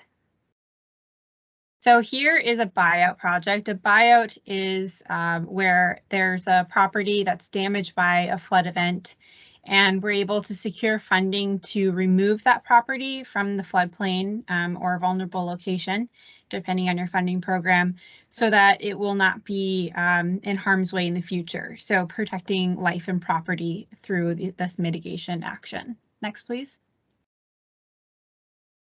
Another type of project is with floodplain restoration and upsizing of infrastructure. Here you see pictured a bridge that was replaced. It used to not span the full width of the waterway when there's a high water event. So it was replaced with a bridge that would allow traffic to pass over, would avoid erosion of the infrastructure and the need to replace it after a major flood event. So you can see there's plenty of room for the water to flow underneath the bridge here. Next, please. Another type of project is maybe larger scale. So this is a picture of a project that's happening right now, finishing up in Brattleboro. They bought out a number of housing buildings that in this area will now be restored to a public open space that everyone will be able to use, where water will be captured and retained during a flood event, so it'll prevent flooding further downstream. Next, please. Another type of mitigation project is floodproofing. So you see pictured here dry floodproofing. There's also wet floodproofing. So dry floodproofing is where you're trying to keep the water out of a structure, while wet floodproofing would be making the structure so it can kind of take that water and release it back out. So dry floodproofing is a really great project for facilities that, they might be historic structures. You can't really move them easily. You don't want to buy them out because they are an important community asset. Next, please. Other projects include culvert upsizing or bridge upsizing. You can see a picture of a bridge that's been replaced here. You could also do road relocation if the road is being eroded, structural elevation, another appropriate project for some historic structures that you may be important in place. Local hazard mitigation plan development is really important. Before you can do any of these projects, you have to have your hazard mitigation plan in place. That will really help you identify what the top vulnerabilities are in the community and what projects you should prioritize and really move forward first. There's other planning activities that are eligible, so whatever is necessary to get a project off the ground and moving, getting the partners on board, getting community members on board, anything that goes into that. Generators for critical facilities are also sometimes eligible if they meet the benefit cost analysis. Next, please. Mitigation funding, next. Okay, so I hope that someone will share the link for our hazard mitigation funding available right now. We have the Hazard Mitigation Grant Program, which is only available when we have a disaster declaration. So when we have a major event, such as flooding last year, then we have funding that's made available. 15% of that public assistance, which you just heard about from Ben, will be made available as hazard mitigation. So the idea here is that FEMA wants to prevent those damages from happening in the future because they ultimately will save money. The public will save money. So the next round of applications are due June 30th, 2022. And this was associated with DR 4532. I'll provide contact information at the end of the presentation, but if you have a project that you're interested in, please reach out. Stephanie Smith will be happy to work with you on project eligibility, how to get a project started. And we are very interested in seeing your project ideas and working with you. There's also the Building Resilient Infrastructure and Communities Grant, which is an annual grant. It will always be available. You might be more familiar with pre-disaster mitigation. BRIC, it replaced PDM. So we just submitted an application for this funding. We expect the next round for December 2022. We'll provide outreach to communities to get the word out on this funding. This is where we really want to get the planning grants in. So if your community's plan is going to be expiring in the next about 2.5 years, we'll reach out. Please get on board with us to submit a commitment letter so that we can get your plan update started. Then there's the flood mitigation assistance. This will also be announced at the same time as BRIC, most likely, and we're expecting that in December 2022. This is for funding projects that are in communities that are participating in NFIP and will protect NFIP National Flood Insurance Program insured properties. Next, please. So some things to note with FEMA grants, typically there's a 75% federal share, 25% local match. So FEMA will cover 75% of the total project cost, and then the local community needs to come up with the other 25%. They can do that in kind with staff time, materials, or cash, or other grants. It's available to municipalities and state agencies and nonprofits under HMGP. And a benefit cost analysis is typically required. So on this, please check out our website. We do have assistance available for benefit cost analysis. We typically provide it through VEM, but we also have a consultant on board right now to help with BCAs for our next HMGP round. So please check out our website. Next, please. And as Ben mentioned, we're very excited about our Flood Resilient Communities Fund. Next, please. This is a ARPA funded program. It is for projects that are typically not eligible for FEMA funding, though they may be vulnerable to hazards. We're really looking at the types of properties that are impacted by flooding or other hazards, but are outside of the special flood hazard area. We're looking at projects to natural resource projects to improve floodplain access and function and that clean water benefit, really getting the sediment where it's supposed to be, not going down the waterways and impacting habitat. Project scoping. So if there's a project that you're interested in, but the details aren't worked out, you really need to get more partners on board. That's the type of project that we're interested there. Planning and education or outreach initiatives. So getting the word out on projects. Oh, somebody needs to mute their phone. Okay. So, and if allowable, we're seeing if non-federal match for FEMA hazard mitigation assistance projects will be eligible for funding, but really focus on those first bullets for now. Next, please. So, contact information. Stephanie Smith is your State Hazard Mitigation Officer. Please reach out to her with questions about project eligibility, just to get that process started. My contact information is here. If you have any planning related questions, please reach out to me. We have different resources available to help communities get started in that process. Of course, there's also the financial assistance. We're really happy to help in any way we can. And Lisa Kolb is our State Hazard Mitigation Planner on the grant side. So here's a few helpful links. There's even more on our website. So if you have any questions, happy to help. Thank you very much.